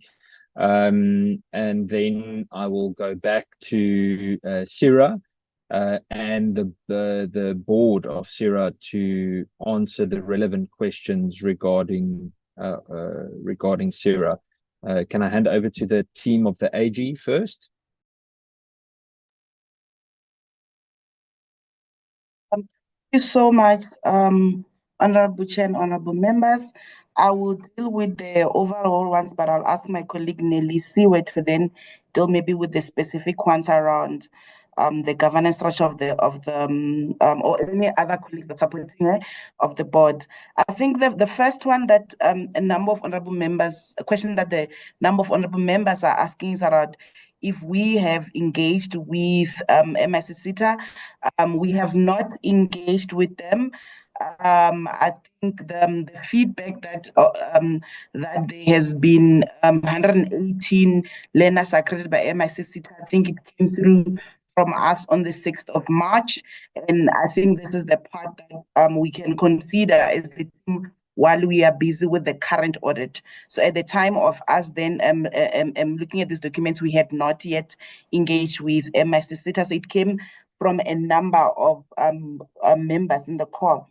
There was also a question around, does the PSIRA have internal audit and audit committee? Yes, they do have internal audit and audit committee. I think my team can then elaborate more if on what's happening there.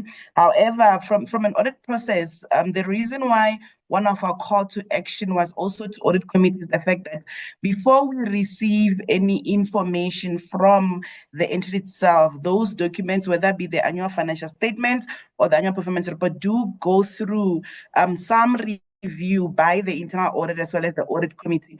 So at a point that they are submitted to us, we have that understanding that those two level of assurance providers have done some level of review, and then we then audit from ourselves. So when the information comes to us, it does go through them first. I also wanted to there was also around the question around what was the criteria on us changing our stance around whether the accounting authority is taking appropriate action. So how the material irregularity process works is when we identified that there was a transaction that meets the definition as Neliswe explained, we then go through a number of communications with the accounting authority and the management within the entity. We then, after that, the responses that we receive from them, we then issue a notification. I think we did indicate in slide, I think it's about 9 or 10, when we issued that, 9, we issued that on the 21st of August, we then issue a notification. As part of the material irregularity process, the accounting authority is given specific timelines that I have been highlighted within the regulation. So the first one we alluded to, to say they have 20 days to respond. And as they're responding, they are then from our side confirming that indeed there was a transaction that happened, there was either non-compliance. They then also then indicate the actions that they're going to take, ensure that they deal with the matter. So that's the first part. So when we did issue it, they then indicated that they are going to do some processes and then write back to us on what they're going to do. What we then because we do allow them to implement, because some of the processes that they implement do take time. For examples, they will indicate the fact that they are going to start the investigation. So based on what they tell us, we do allow them space to be able to conduct those investigations. That's why it's important for us to then follow up after the set timelines they've given for us. I think in slide 10, we're trying to elevate the fact that we did do progress follow-up, and then from the follow-up, we then got the fact that there was an acknowledgement that was signed, as well as training that has resumed for the remaining learners. Based on that, we then also then give them time to then implement, and we may conclude that the accounting officer is then working towards either recovering the money or then also training. So what then changed was when we then followed up again, and we realized that there is still a gap in some of the action plans that they have implemented. It's slow. So based on that, we then said, we are no longer satisfied that the process is actually moving as swiftly as would like to ensure that there's accountability. That's when then we then change the stance to say, we are not happy with the current stance, and therefore we are then taking the process to the next level. So what the material irregularity process allows us is, when we are not satisfied that the accounting authority or accounting officer is taking appropriate action, there is a number of options that are on the table. I think that's what we have included in slide 7. So depending on the circumstances, we can either refer the matter to a public body, or we can then include specific recommendations in the audit report on what the officer must do. So right now we are at that step. So we then, within the office of the AGSA, we have a committee that assesses the information, and then we then conclude on what is the direction that we want to take. So that's what we are highlighting, that at this point in time, the matter has been referred to that committee, and we should be hearing the outcome of that committee, which will then communicate with the accounting authority and the rest of the oversight body, including the executive authority, on what is the next step we are taking in this matter, because we are not satisfied that the accounting authority is moving swiftly to deal with the matter. So that is the process that we follow. So after that process, the option, like I said, there will be the recommendations that we give. If we are not happy that they are implementing the recommendations, we move to a remedial process. And if we are not happy with the remedial process, then we move to the certificate of debt. I think there was a question that was raised by the member on will we issue a certificate of debt? Whether the certificate of debt is issued will be dependent on how the accounting authority responds. Ours is to make sure or to ensure the fact that the oversight processes and the accountability process take place, so that we can swiftly deal with the matter and correct the current matters that we're talking about. I think I've on a high level dealt with that. I'm going to ask my team to come and then talk to the reflection on the current authority, and maybe if they want to give any reflection on the internal audit within the entity. Between Nelly, Sue, and Musen, I don't know who's going to reflect on that one. No, it's fine, Tabelo. Thank you so much. I think there was a specific question that dealt with who in the process have looked at the documents or whatever gets submitted. Our understanding is that prior to any financial statements or any matter that gets submitted to us, it first goes through their own internal audit process, like the financial statements should have been reviewed by the internal audit prior to being submitted. And as well, the audit committee does sit to consider the financial statements and everything. But more importantly, it also still goes back to the accounting authority, which is council in this instance, for approval and everything that needs to come. And I think maybe when it comes to the council and the timing that they had, I am aware that they in between this MI process being identified, there was a slight change in the accounting authority, but my understanding is that the chairperson has remained the same from the prior accounting authority to the next one. So understanding is that every communication and every representation that we have received, it is the communication of the accounting authority, because the material irregularity or the notification or any other correspondence, it's specifically that to the accounting authority, because the responsibility is placed on the accounting authority to take the appropriate action. So anything that we have received and have since considered, my understanding is the fact that it has been considered by the accounting authority. But I guess the entities here will be able to properly or adequately respond to that part. But yes, that is why part of our call to action is to say, we can't only rely on an audit process, whether it's identifying the material irregularity or any other errors that we seem to find in the financial statements. It then also says that all the processes need to start activating themselves.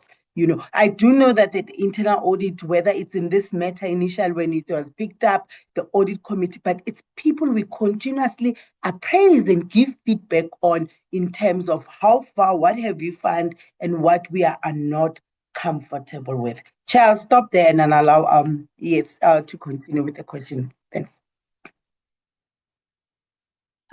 Thank you, Nelisiwe, and good morning, Honorable Chair and members on the call. Chairperson, I will take the question which was asked in terms of the stipend and whether the learners did receive the stipend. Chairperson, yes, in terms of the evidence that we gathered from last year and the inception of this training, after every training attendance, the learners will sign and confirm that they did attend the training. At the beginning, we had challenges in terms of the evidence of paying the stipend, but I think in 2024 we were able to get evidence that indeed the learners were paid stipend after they have confirmed that they did attend the training. Chairperson, there was a question in terms of whether the 118 accredited learners are on the job. I don't think we can confirm that. The only evidence that we have is that they were indeed accredited by SIRA. So in terms of whether they are employed now, we cannot confirm that. Chairperson, in our request for progress, yes, the accounting authority did confirm that they trained the 6,700 the 6,500 learners, and when we tested this, we were given the volume of attendance registers which were signed by learners from various provinces, and which is why at the beginning of following up on the MI, we were comfortable that indeed the training is continuing, and which is why we are now sitting at 6,500 learners. Chairperson, I think those are the questions that I've marked, not have been answered by my supervisors. If there is any, I will respond to it. Thank you. Thank you very much to the team from the AG. Now I'm going to hand over to Mr. Chalke, but before I do that, I see the hand of the Honourable Reverend Meshwe is up. I think it might be a question of clarity to the AG. Honourable Meshwe. Yes, thank you, Chairperson. It is indeed a question of clarity. Only 118 learners were accredited. And my question was, what happened to the rest and why were they not accredited? Because the 118 was out of the 6,507. What happened to the rest? Why were they not accredited? Thank you, sir. Thank you, Reverend Meshwe. I then hand over to Mr. Chalke from SIRA to coordinate the response from SIRA regarding the questions. After this response, I'm going to allow the committee once again to answer follow-up questions, or if someone missed an answer to one of the questions, they can then remind whoever necessary of that specific question. The time will obviously be slightly shorter just for the sake of time management of the session today. And I will then come back to you. Honorable Reverend Meshwe, your hand is up. Yeah, Chairperson, that question was to the Auditor General's team and not to SIRA. So what happened to the rest, the 6,389 that were not accredited? Why were they not accredited? Thank you. 100%. To the team of the AG, can you respond? Thanks, Chairperson. From our understanding, MIC SITA was struggling to get the quality POE. So basically, the service provider was giving the MIC SITA the evidence which was of poor quality. Hence, only the 118 were successfully accredited. The whole database of learners was indeed submitted to MIC, but only 118 were confirmed to be accredited. Chairperson, thank you. Chairperson, am I correct to assume that then that the rest of the 6,389 are now back to their homes? They are not getting any stipend. They are not getting anything from participating in the first batch. AG? Chairperson, in terms of stipend, they were getting stipend only after they have attended the training. So since now the training attendance was done, they were not getting the stipend.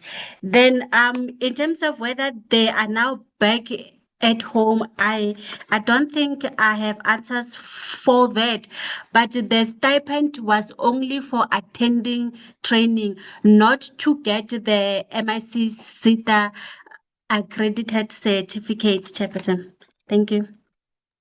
Thank you, Chairperson. Chairperson? Thank you, Reverend. Yes? Yes, I think if in the question of Reverend Mishwe, we can also refer that back to management. I think they did come in on something. What we can confirm is that from the update of 25 February, we only could get to the 118, which was confirmed. But the rest of what had happened to the learners and how it has concluded, that will be, I think, a question that should be addressed by management, because we have not even received further beyond the 118 learners. Thank you, Chair. Sure. Thank you. I then move to Mr. Chalke for the coordination of feedback from SIRA. Mr. Chalke, thank you. Thank you, Chairperson.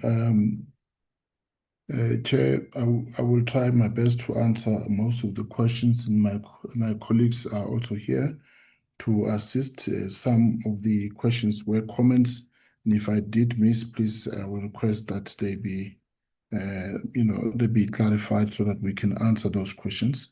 Chair, in terms of the first question, the first honourable member, Kola Barnett, I think I will need some guidance in terms of the very first question, because there was an opening statement made by yourselves as well as the deputy ministers dealing with the very first question. Should I answer that question, or should I just, I don't know, you will give me guidance, but I will answer the rest of the questions that she posed.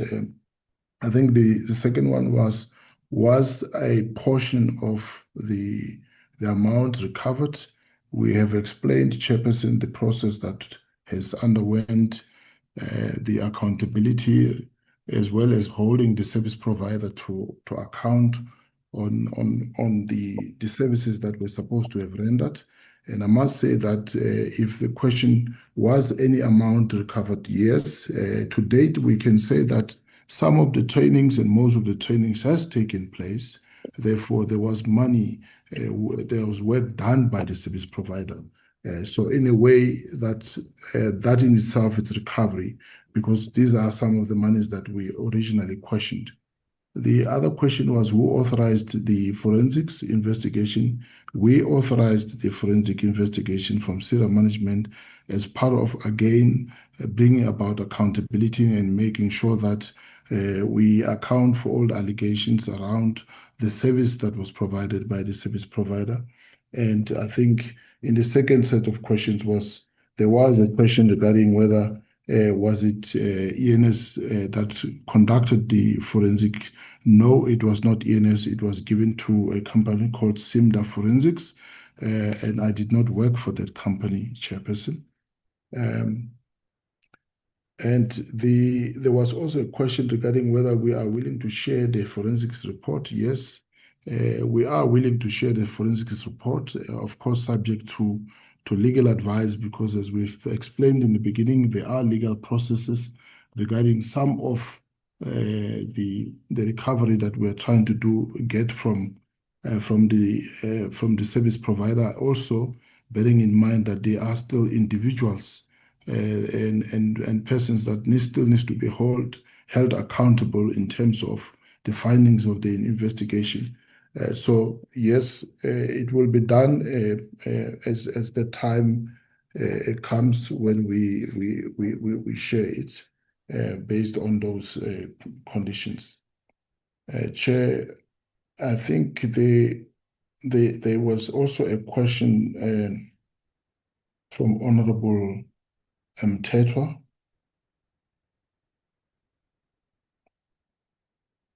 It was regarding internal audit, whether internal audit did look into the matter. Yes, I remember that. Maybe just a second, let me just get the clarity of the question.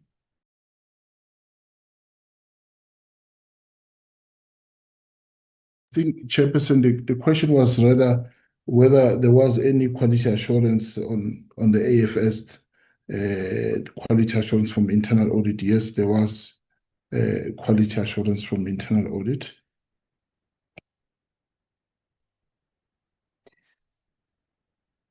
Let me allow my colleagues to answer other questions as I... CFO? Thank you, Chair. We did not want to move from office to office. I'll be using CEO's laptop. The one, I think it was related to the AG, where they say issuing of notice after 20 days. And then the other one, that is the question, who authorized the prepayment? The prepayment was requested by the service provider, and then the UIF team also authorized that we can disperse, and from our side, as per our delegation, it was also approved and dispersed accordingly. And then also one question, whether there was checks and balances that were done to ensure that the verification prior to disbursement of that prepayment was done. Yes, they were done, but we have realized there were significant pitfalls. If you remember in our presentation, we acknowledge that.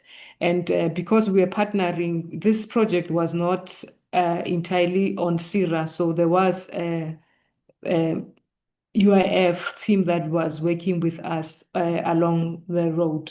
So hence we took it. We thought it will be feasible, but it's evident that there was some issues of internal control deficiencies there. And then on the issue of the MIC-SITA certification in terms of the 6507, why was that? And it was correct that the quality assurance on the side of the service provider, because we limited ourselves thinking that we have a service provider that will support the process. Hence, we took over the project and ensured that there is a significant movement from the MIC SITA certification.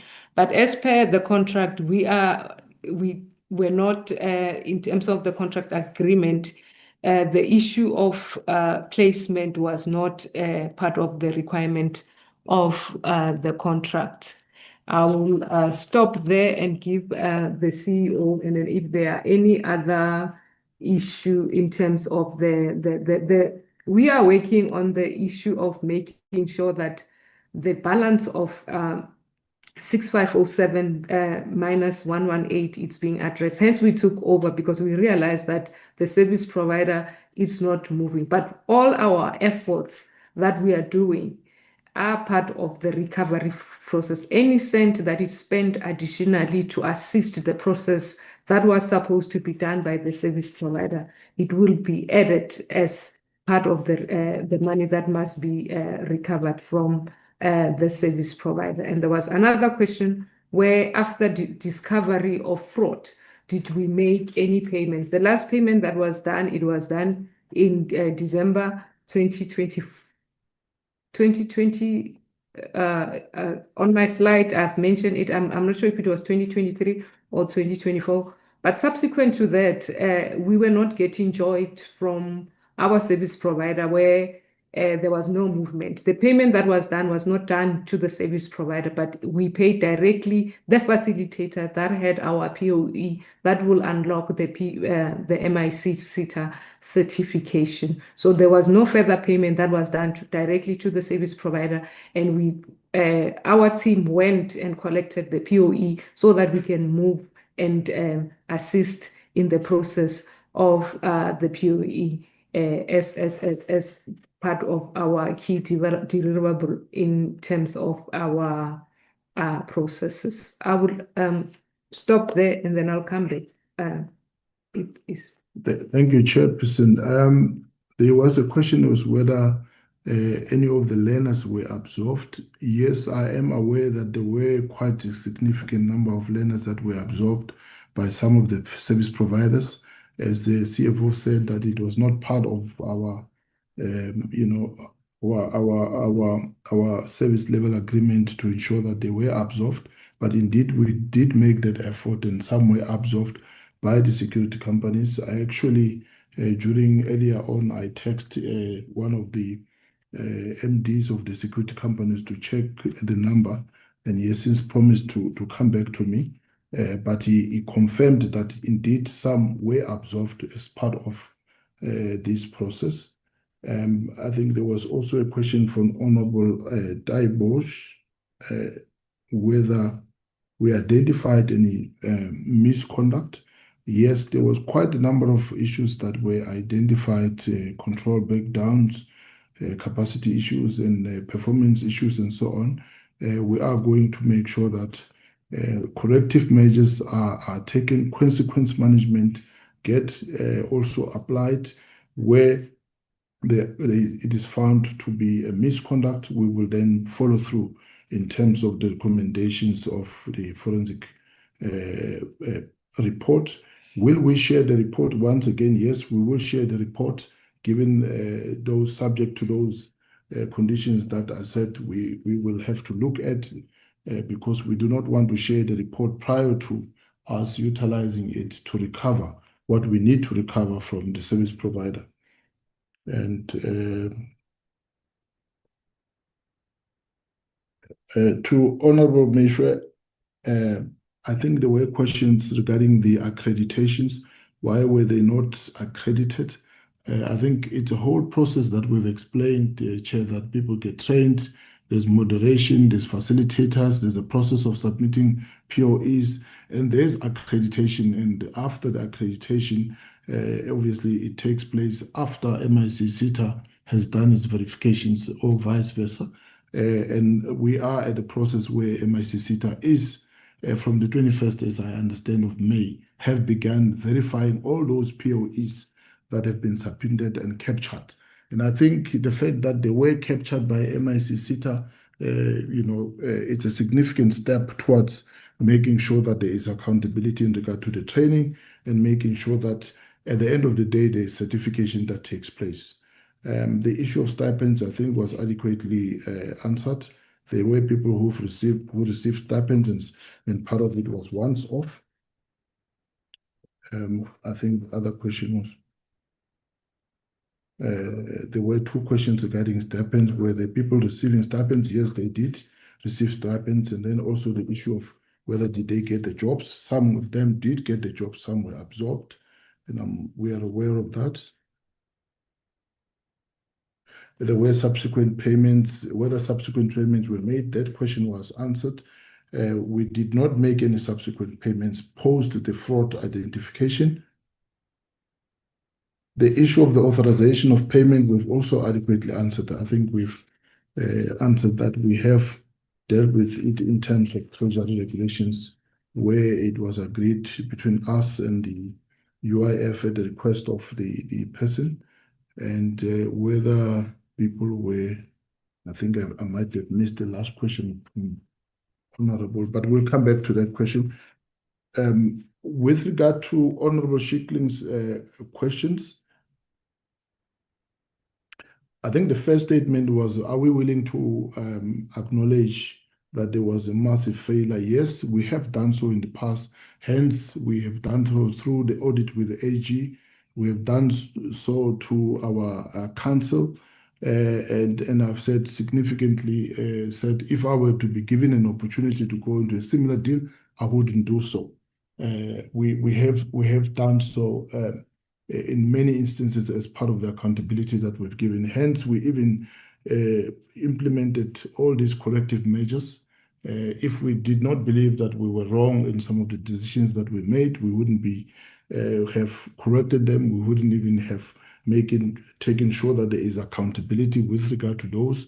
And I believe that we continue to do so in terms of the issue of accountability and making sure that and again, there was a question regarding the name of the forensic company. The name is SIMDA, and it was appointed, I think, in December of 2023 or 2024.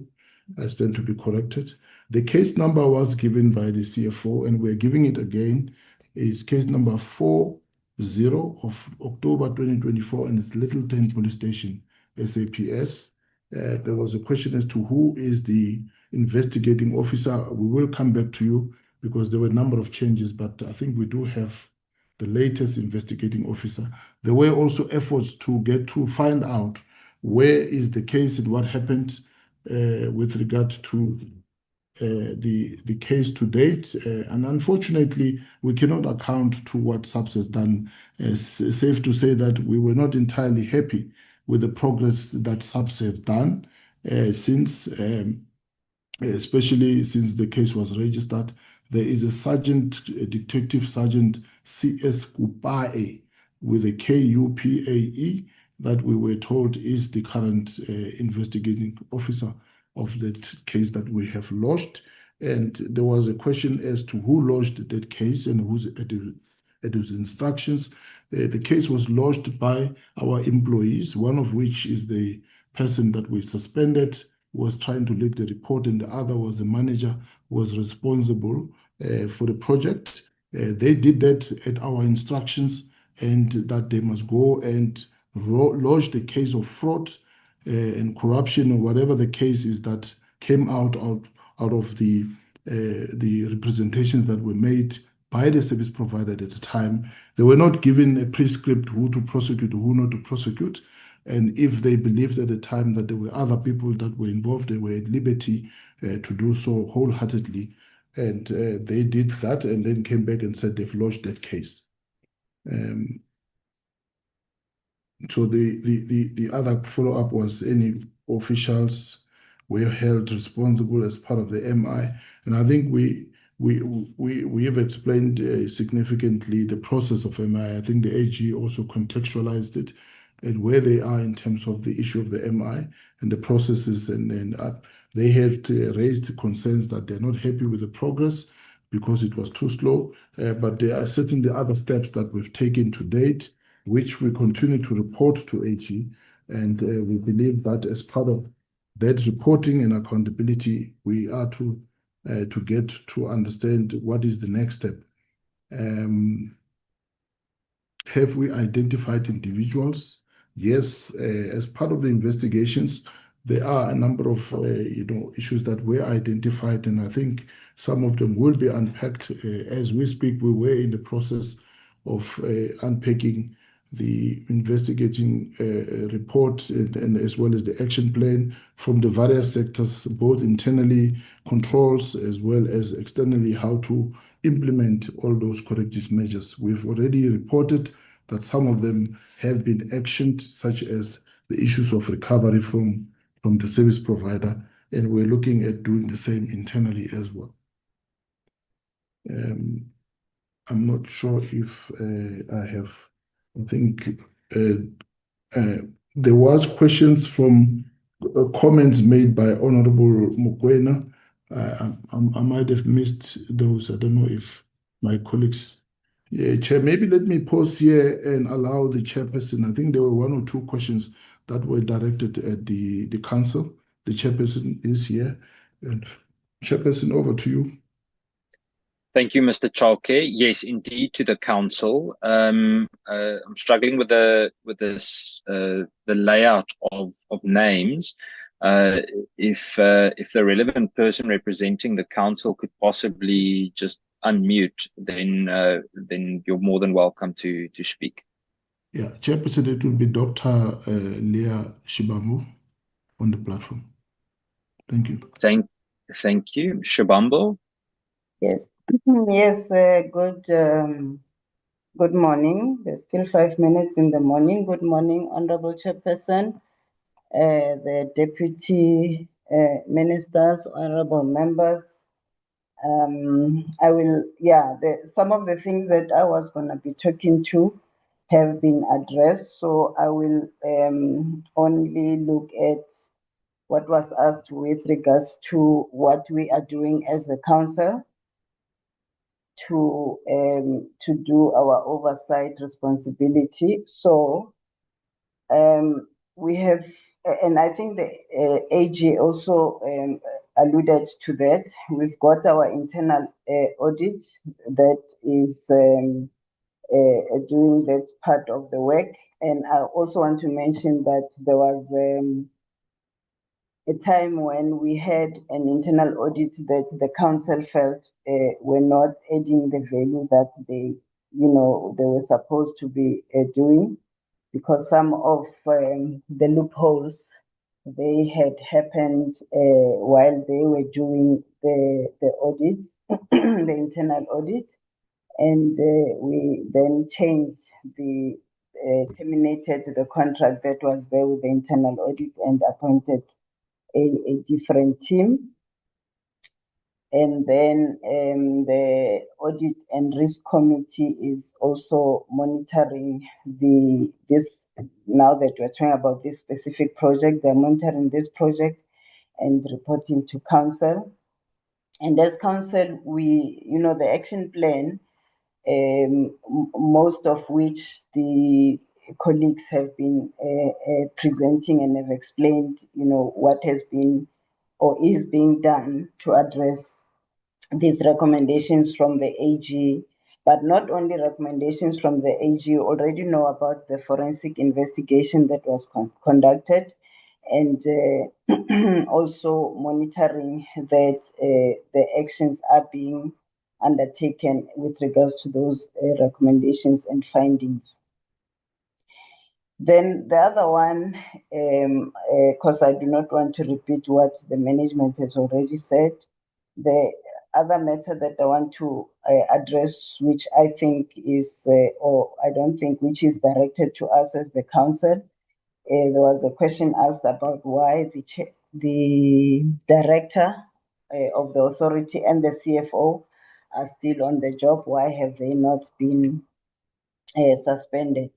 So on that, I can say maybe when you receive the forensic report, then you will be able to see what came out of that forensic report.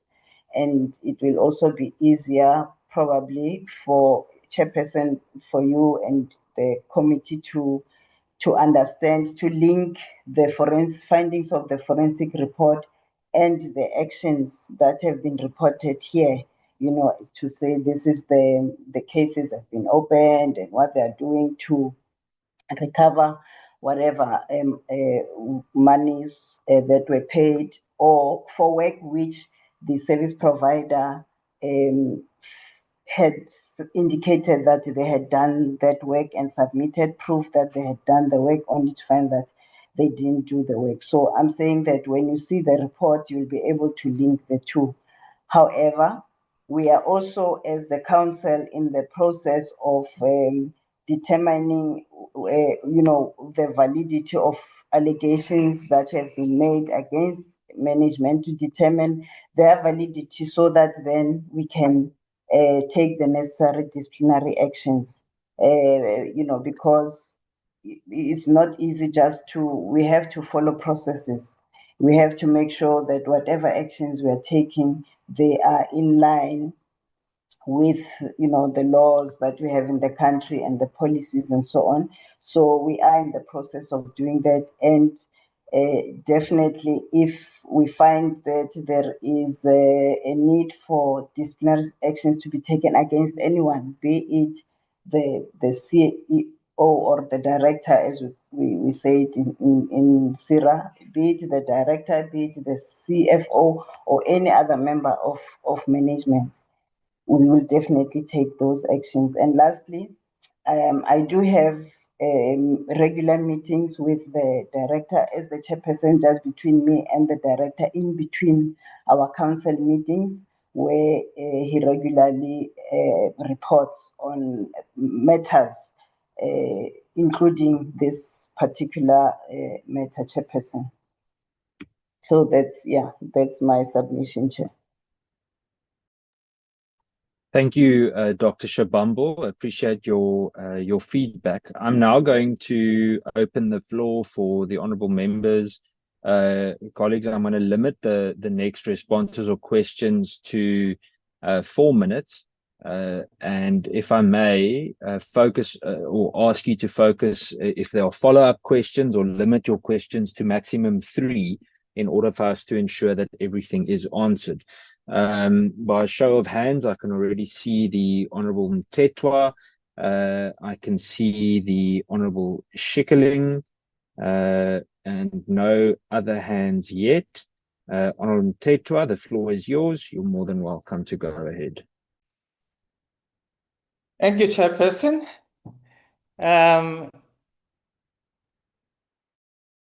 I would like to find out from SIRA, how much was the stipend paid to each individual?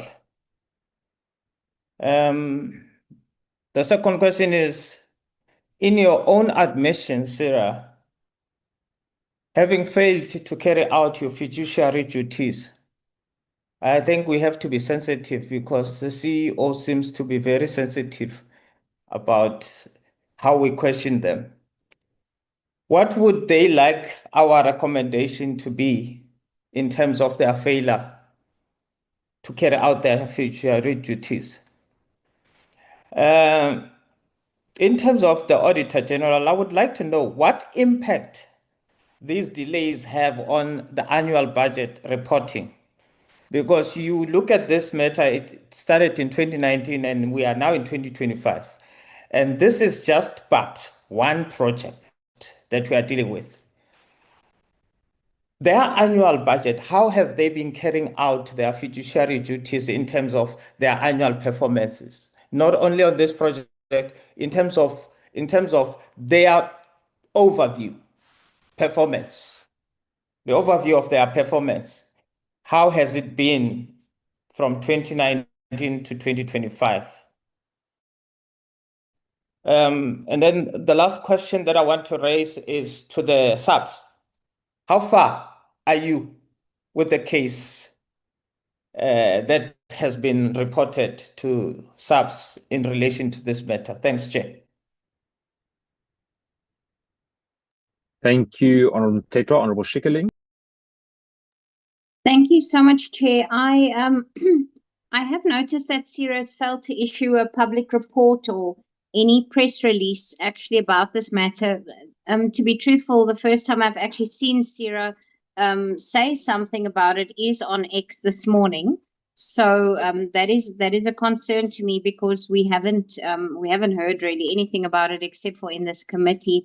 And then, Chair, it was quite interesting to me when the board member said that she has a meeting with the CEO and then he comes and reports back to her about this case, because surely the accused, the CEO and the CFO cannot investigate themselves, and there must be an outside party that reports on this matter to the board. I don't think it's almost like being the player and the referee at the same time, Chair. I mean, that can never be correct. I don't think that a report back from the CEO is actually what we should be doing. How can they have launched the forensic if they're also alleged, potentially alleged accused? So, you know, we need to have feedback on that. You can't sit on take up two roles, or sit on two chairs, or have two hats on at the same time. That really doesn't make sense to me. I would like to know how that works, because surely there must be some responsibility and feedback from them, Chair. And then lastly, SIRA's mandate is to regulate the private security industry and exercise effective control. They do not even exercise effective control over their own finances, Chair. So how can we be, as a committee, be sure that they exercise control in the other areas of their responsibilities? And surely they cannot come here today and tell us that they are waiting for feedback from the SAPS. Just as what I have an open line, perhaps to the minister or to the national commissioner, so does Mr. Chauke, and he can use that line. And if he was not able to get feedback about this case from them, he should have then contacted you, Chairperson, and said, we are sitting with a problem, because he knew very well that this committee is looking into this matter. And coming here to tell us that they're not getting the necessary assistance from SAPS, I think is disingenuous. Thank you, Chairperson. Thank you, Honorable Schikkeling. Honorable Tetra, I see your hand is up. I just want to confirm, is it a legacy hand? Yes, Chair, it's a legacy hand, sorry. Thank you, Honorable Tetra, no problem. Colleagues, I see the hand of Honorable Taibosh is up, followed by Honorable Kola Barnard. Honorable Taibosh. Chair, sorry, man, I don't know if I missed it, but I just wanted to check. My last question in terms of the tender, the supply chain management process that was run by SIRA for the awarding of the tender for the training. I haven't heard, I don't know, maybe I missed it. Please, if I missed it, I apologize. But I asked if we could get access to those documentation. Can you confirm that it was answered, Chair, or not? We will. I missed it as well. If it was, according to me, it was not. But we certainly can ask for that documentation. In fact, I would like to ask Babalwa and Nicolette to make a note of it, and then we will request it formally. Honorable Taibosh, is that okay? That's okay. Thank you, Chair. Thank you, Honorable Taibosh. Honorable Kola Barnard. Yeah, Chair, I did ask for board members on this meeting to explain how it was that the CFO and CEO had not been suspended pending the outcome of the forensic investigation. It seems as though it's the equivalent of people marking their own matric paper, exam paper. There are people involved with this whole process who have quite possibly benefited from this whole process. And yet they're also involved in this, looking into this whole process. It's absolutely unacceptable on every level. It's totally unacceptable. And people must be removed. People who could somehow involve themselves, interfere with the investigation, must be removed. And that is the norm, that is standard practice within the SAPS, within any entity, any security entity ever that I've dealt with, and I can only speak for those, that those people who are possibly involved and could in fact get their fingers involved with the investigation should be removed, suspended. So I'd like an answer from the board members on why that hasn't been done. Thank you. Thank you, Honourable Kola Barnard. If I may hand over again to Dr. Shabambo. Chair, thank you very much. Yeah, I'd like to clarify what I was saying. So I was saying, remember that from my side, I am talking about the action plan, and I am talking about, in general, the work that we are doing at SIRA as the council. So I was saying to you, Chairperson, and the council, I was saying, the committee, sorry, I was saying that I have regular meetings with the director on matters related to SIRA. Then I added that also including this matter, which would then be looking at those items that are on the action plan. For example, some of the questions that were being asked here with regards to the case that has been opened. So then he would give me feedback to say, no, we had a meeting with the investigating officer and this is what is happening, and other matters. So I have had one of the honorable members indicating, using the word the accused cannot be reporting on himself. And I said, according to us, we haven't come to that point because we are appointing a separate service provider that will look at the allegations to determine whether those allegations that are being made require that there must be a disciplinary investigation against who, you see. So I am not aware, and I know I might sound like I'm not agreeing with your committee chairperson, and I'm not being disrespectful. I'm just saying that on my side, I have not yet come to that point where I can say the CEO, the CFO, or whoever, I have got some facts that are saying that they are the accused. I do not have that. We are looking into that, and then that decision will be accordingly taken. With regards to the forensic investigation report, you will see what it says. The things that are indicated in that report have led to these actions that have been taken, where the report will say the service provider misrepresented when they said that they have trained so many people when actually they have not trained the people. And the question then goes to management to say, okay, now that the forensic report is saying that the service provider has misrepresented, what are you doing about that? Then the response is, okay, we opened a fraud case. So I don't know if the way I'm explaining it is because that's how I understand it, Honorable Chairperson. Thank you, Dr. Shabambo. I just want to see two hands are up. Honourable Kola Barnard. Thank you, Chair. Just to follow up for the doctor, this has gone on since 2019 and no one's been suspended. Although I saw you were very quick to suspend two people who apparently accessed the outcome of the investigation.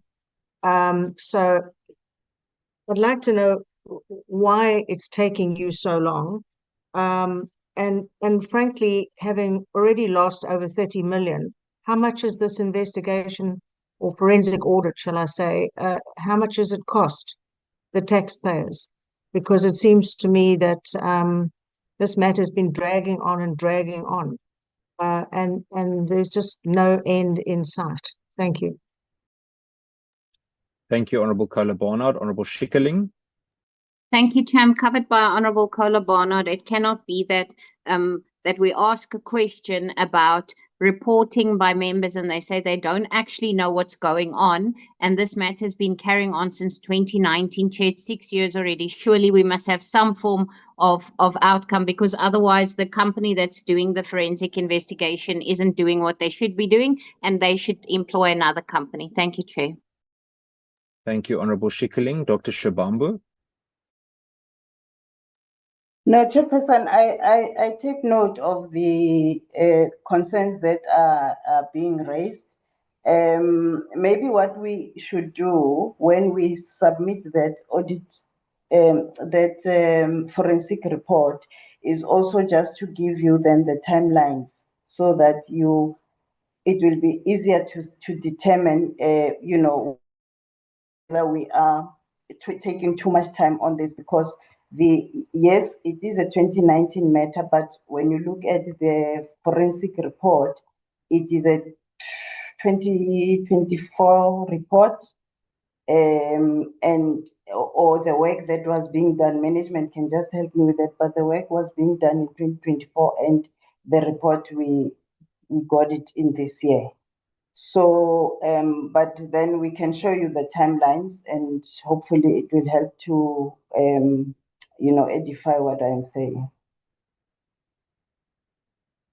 I'm going to just allow Honorable Matthys first. I'll come back to you now, Dr. Shabambu. Thank you. And then Honorable Kola Barnard. Honorable Matthys. Thank you, Chair. This forensic report, I am sharing the members' sentiment. It can't take that long, because once again, Chair, as I said earlier, this is just ticking boxes, and they want this to go away. So eventually we're just going to forget about this as a committee, because we'll move on to another corruption case from another entity or another department. So what I'm suggesting we do here, Chair, is that our admin team must follow up on this forensic report. And if we don't, it's not just timelines. Also, the CFO telling us about timelines from 2024, even the fact that you only got a report in 2024, it should be shameless for you to even come and report that, something that was already picked up in 2019 and only in 2024 that you get a report. It's also shameless that we have not even been told who authorized that. You don't need a forensic report to tell us who authorized those prepayments. Obviously, the CEO and the CFO was involved in that. They are still here and they're still reporting. They are overseeing a process that they oversaw that is laced with corruption. So I'm begging, Chair, that we have a very proper follow-up here, because we're going to just end up being stooges of a committee that just comes and asks questions, and then we have the next entity and we do the same thing. So let's us follow up on that. And if that forensic, and maybe we can be told how much are we spending on this forensic company, whoever's doing this forensic report, that they can be taking that long just to do basics, because this is not rocket science. Thank you, Chair. Thank you, Honorable Matthys. Honorable Kola Barnard. Yeah, I'm going to repeat myself yet again. I asked the doctor previously why she had not suspended the CEO and the CFO, who oversaw this entire process. Indeed, the CEO's been there since 2014. So he's been there every step of the way, all through the not asking for tenders, all the way through the missing money, the invisible students, etc., etc., etc.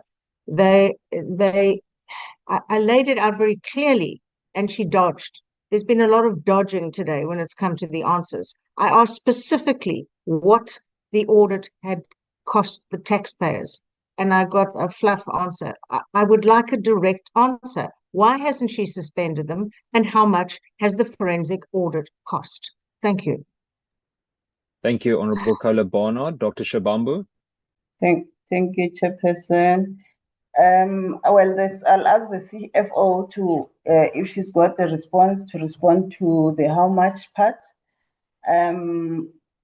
With regards to the suspension of the CEO, the CFO, or any, or let me actually talk to the CEO or the director, because that is the person that, if a decision is taken to suspend, would fall under the council and myself as the chairperson of the council.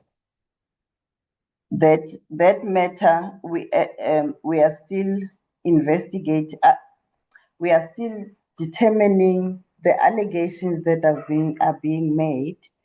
If there is any wrongdoing that is directed to the director, then definitely the correct disciplinary processes will be taken to make sure that we still follow the policies and whatever action we are taking is within the ambit of the law. Chairperson, that is my response to that. I am not going to dodge taking steps against anybody. If it comes to a point where that needs to happen, it will definitely happen. And if it does not happen, I will be in a position to can produce all my facts to say, based on these findings of mine, by whichever service provider that will be assisting us with that, we are not taking. So whatever the decision, Chairperson, we will be able to stand for it and say, yes, we are taking steps because of this, or we are not taking steps because these are the facts that we have. But yeah, with regards to the amounts, I will take it back to the CFO. Thanks.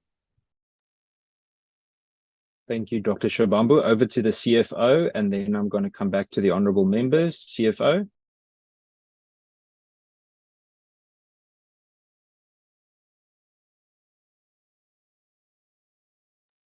Thank you, Chair. The amount that we have spent on the forensic investigation, it was 1.2 million. Thank you, Chair. Thank you, CFO. I've noted the hands of Honourable Matthys and Honourable Schikkeling. Honourable Matthys, you're welcome. Thank you, Chair. So this just over 1 million that was spent for the forensic investigation, it started when? It was in 2023 and the report was only done. How long did this forensic investigation take? Because this is not a difficult thing, right?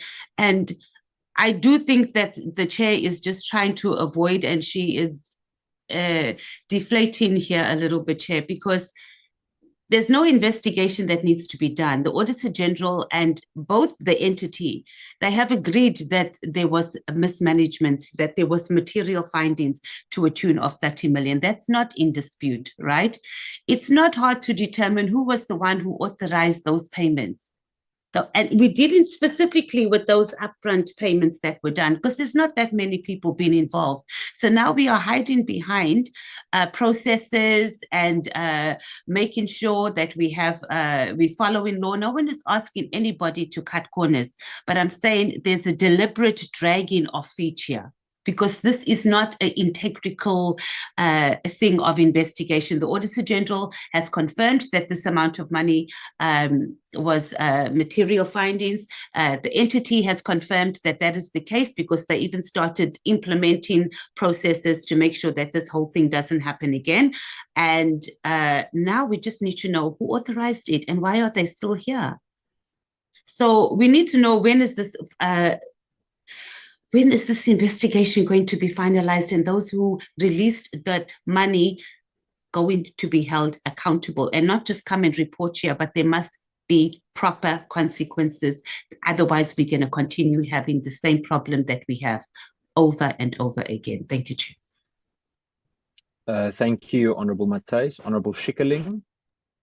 Thank you, Chair. Chair, you know, the more we discuss this matter, the more concerned I am getting about what actually is transpiring at SIRA, because the more the answers come, the more questions I have. It cannot take 6 years to determine wrongdoing. If there's something seriously wrong here, Chair, and I really feel as a committee, we should then rather ask that the board members be released or relieved from their duties as board members, and a new board must be put into place to ensure that everything at SIRA is running smoothly, because it can never take this long.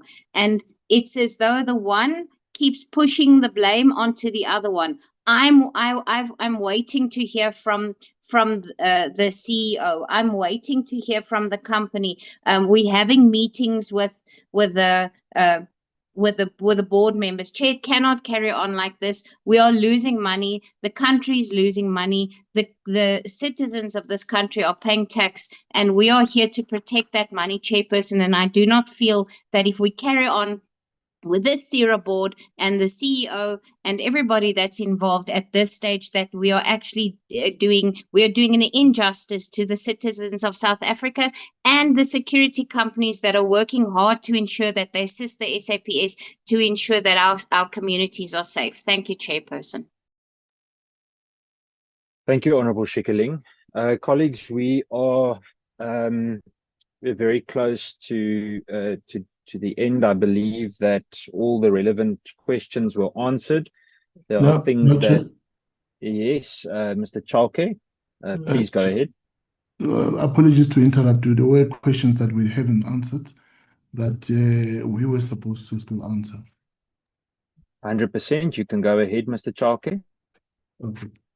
Thank you, Chair. I think there was a question about the tender from Honourable Daibosh, the one that he asked for the second time about it. Thank you, Chair. In relation to the tender, on my first slide, I think the member did not, I did not say the tender was there. As indicated in our first slide, that one of the issue, it was our irregular expenditure. So in the contract, there was a reference number for a tender, which was not inexistent from UIF. And on my first slide, I also indicated that there is an indication that the service provider approached the UIF. So even during the audit of 2020, the AG requested us for tender document, which was not coming forth because we did not do diligence as indicated in our presentation. So in our books, we have irregular expenditure, and the forensic investigation did not start in the first year of the contract. The contract started in 2019. And part of the MI recommendation was to institute forensic investigation because of the possible financial loss. So the finding of prepayment was raised, but because there was possible financial losses, so we had to investigate and ensure it was a recommendation by the MI process. So we did not start the forensic in 2019 when the project started. So hence, it looks like we took forever, but it was a recommendation by the MI process. Thank you, Chairperson. There was also a question about how much was the stipend. It was 1,050 rands per student. And there was also a question as to what would we like to be recommended by this committee. Chair, I don't know if we have that privilege, but we have trust in that the committee will look into everything that they have had objectively and make the decision. So we leave that up to them. And there was a question as to how far are we in investigating the criminal cases? We do not conduct our own investigation. We don't have that power. The power sits with SAPS. And I think the follow-up question to that was whether what have we done because we have these people within our midst. Have we escalated? Yes, I did escalate. In fact, I've called the PC of Gauteng with regard to the matter. He referred me to a brigadier who came back to me with a source to check what was the progress and where the case is. So we have done reasonable progress effort to check whether the case is being investigated or not. And we do that with regard to other cases as well. Thousands and thousands of cases we open every day. And there was also a comment from Honourable Schikkerling regarding us being accused. Chair, I will not answer that because I'm not aware that I'm an accused in any criminal case. Do we have our own? Did we investigate our own cases? I think we cannot investigate ourselves, and that is very clear. I think we've explained the process of the investigation, how it came about, and what the report did. And I think, yeah, I've covered all of them, Chair. Thank you so much. The rest of the other questions that we promised that we will give in writing, the detail and everything, we will still do that. Thank you, Chair. Thank you, Mr. Chalke. I see the Honourable James's hand is up. Honourable James, you're welcome. I'm so sorry for this delayed response, but I wasn't going to ask anything because I've had a dental procedure. But listening, excuse me? Can I continue? You can carry on, Honourable James. I think that was just a mistake. You can carry on. All right, but I have a different angle to this. I know that the beneficiaries of these opportunities are usually aged between the age of 18 and 35. I want to make it clear that the lack of leadership, accountability has robbed the youth of this country from having an opportunity to better their lives. I want to say that this situation basically aids criminality in most of our communities where we find our youth involved in crime. It is as a result of many such cases. And this is why I had to come in here and actually just thinking, how does this affect our communities, what has happened here today? And I hear everyone's input and I've been covered by everyone. But if we leave here once again as a committee without seriously pushing for accountability, and Honorable Barnard has covered me, I've said on the group, we need to call Chair, you need to consider even releasing a statement for suspensions with immediate effect. And I'm saying this because this dates back to 2019. We cannot just sit and accept the fact that the youth of this country has been disadvantaged because of corruption and because of lack of leadership. Thank you, Chair. Thank you, Honourable James. I think I think those are all the hands. I'm just double checking. I haven't missed anyone. Thank you, Honourable James, for your comment. We certainly couldn't hear that you had a dental procedure, so all good. Colleagues, I think the committee is in agreement with the proposal made by Honourable James. The same was echoed by Honourable Matthys, certainly so too by Honourable Schickling, Honourable Kola Barnard. I can actually go through the majority of the committee. From here, we will write to the Minister with certain specific resolutions. This will include resolutions regarding suspension, regarding specific questions around the board of SIRA. And I want to echo what my colleagues in the committee said today, that this will be the approach that we as a committee will continue to follow. Honourable Adams said it earlier, we don't always agree on everything, but I think in principle, on matters such as this, the committee will stand very, very strong. And I think we've got a strong foundation in Parliament as well. We will send the relevant recommendations accordingly. But I don't want to close yet. I think it's important that I just give the Deputy Ministers of Police, starting with Diemboshielo, and I'm not sure if Deputy Minister Matale would like to say something, but possibly just closing comments by Deputy Minister Boshielo, and then I will from there conclude the meeting. Diemboshielo. Thank you very much. Chair, if I may disturb, I apologize. I humbly apologize, Chair. Sorry, Diemboshielo. I'll come back to you now. Honourable Shongwe. Yes, Chair. I just wanted to ask a question, if you may permit me, to the Deputy Minister of Police, if possible, before he answers. Maybe he might be able to give an answer as they're about to do his closing remarks, if possible. Honourable Shongwe, what is the question about? Chair, I've been asked by members of community of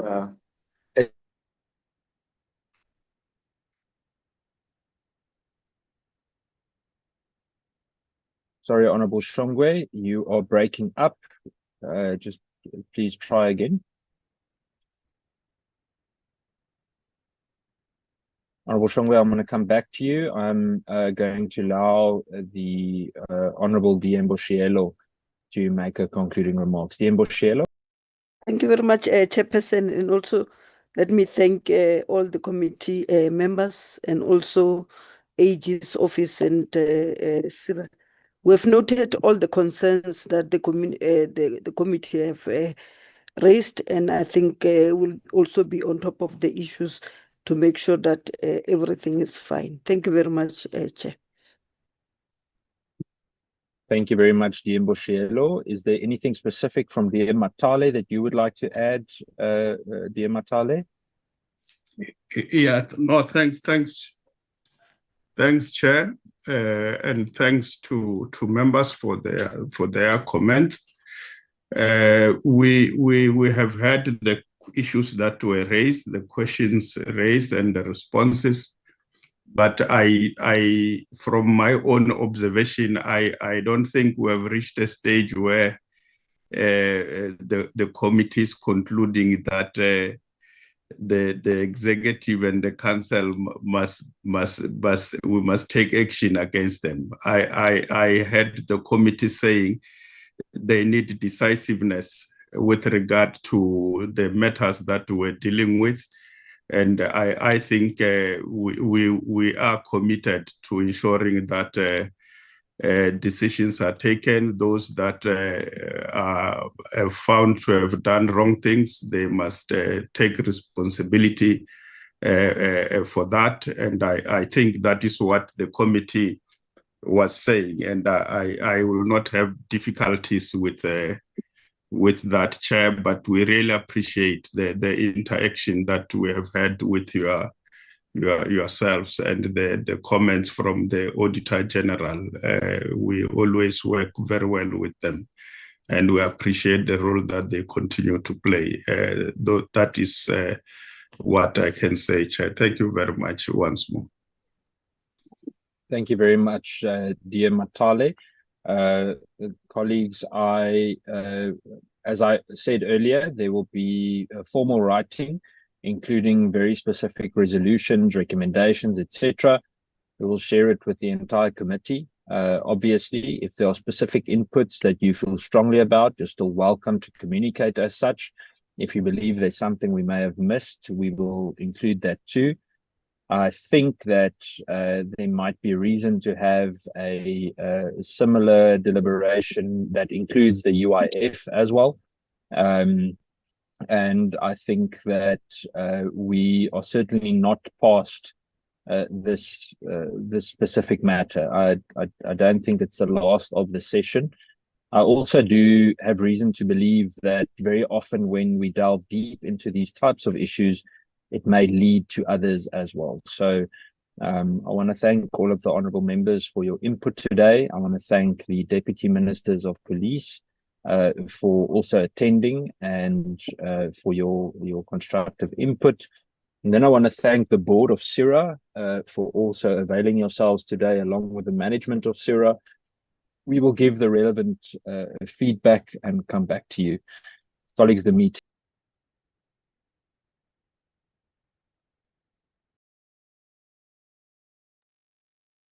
Yeah, I thought you're coming back to me.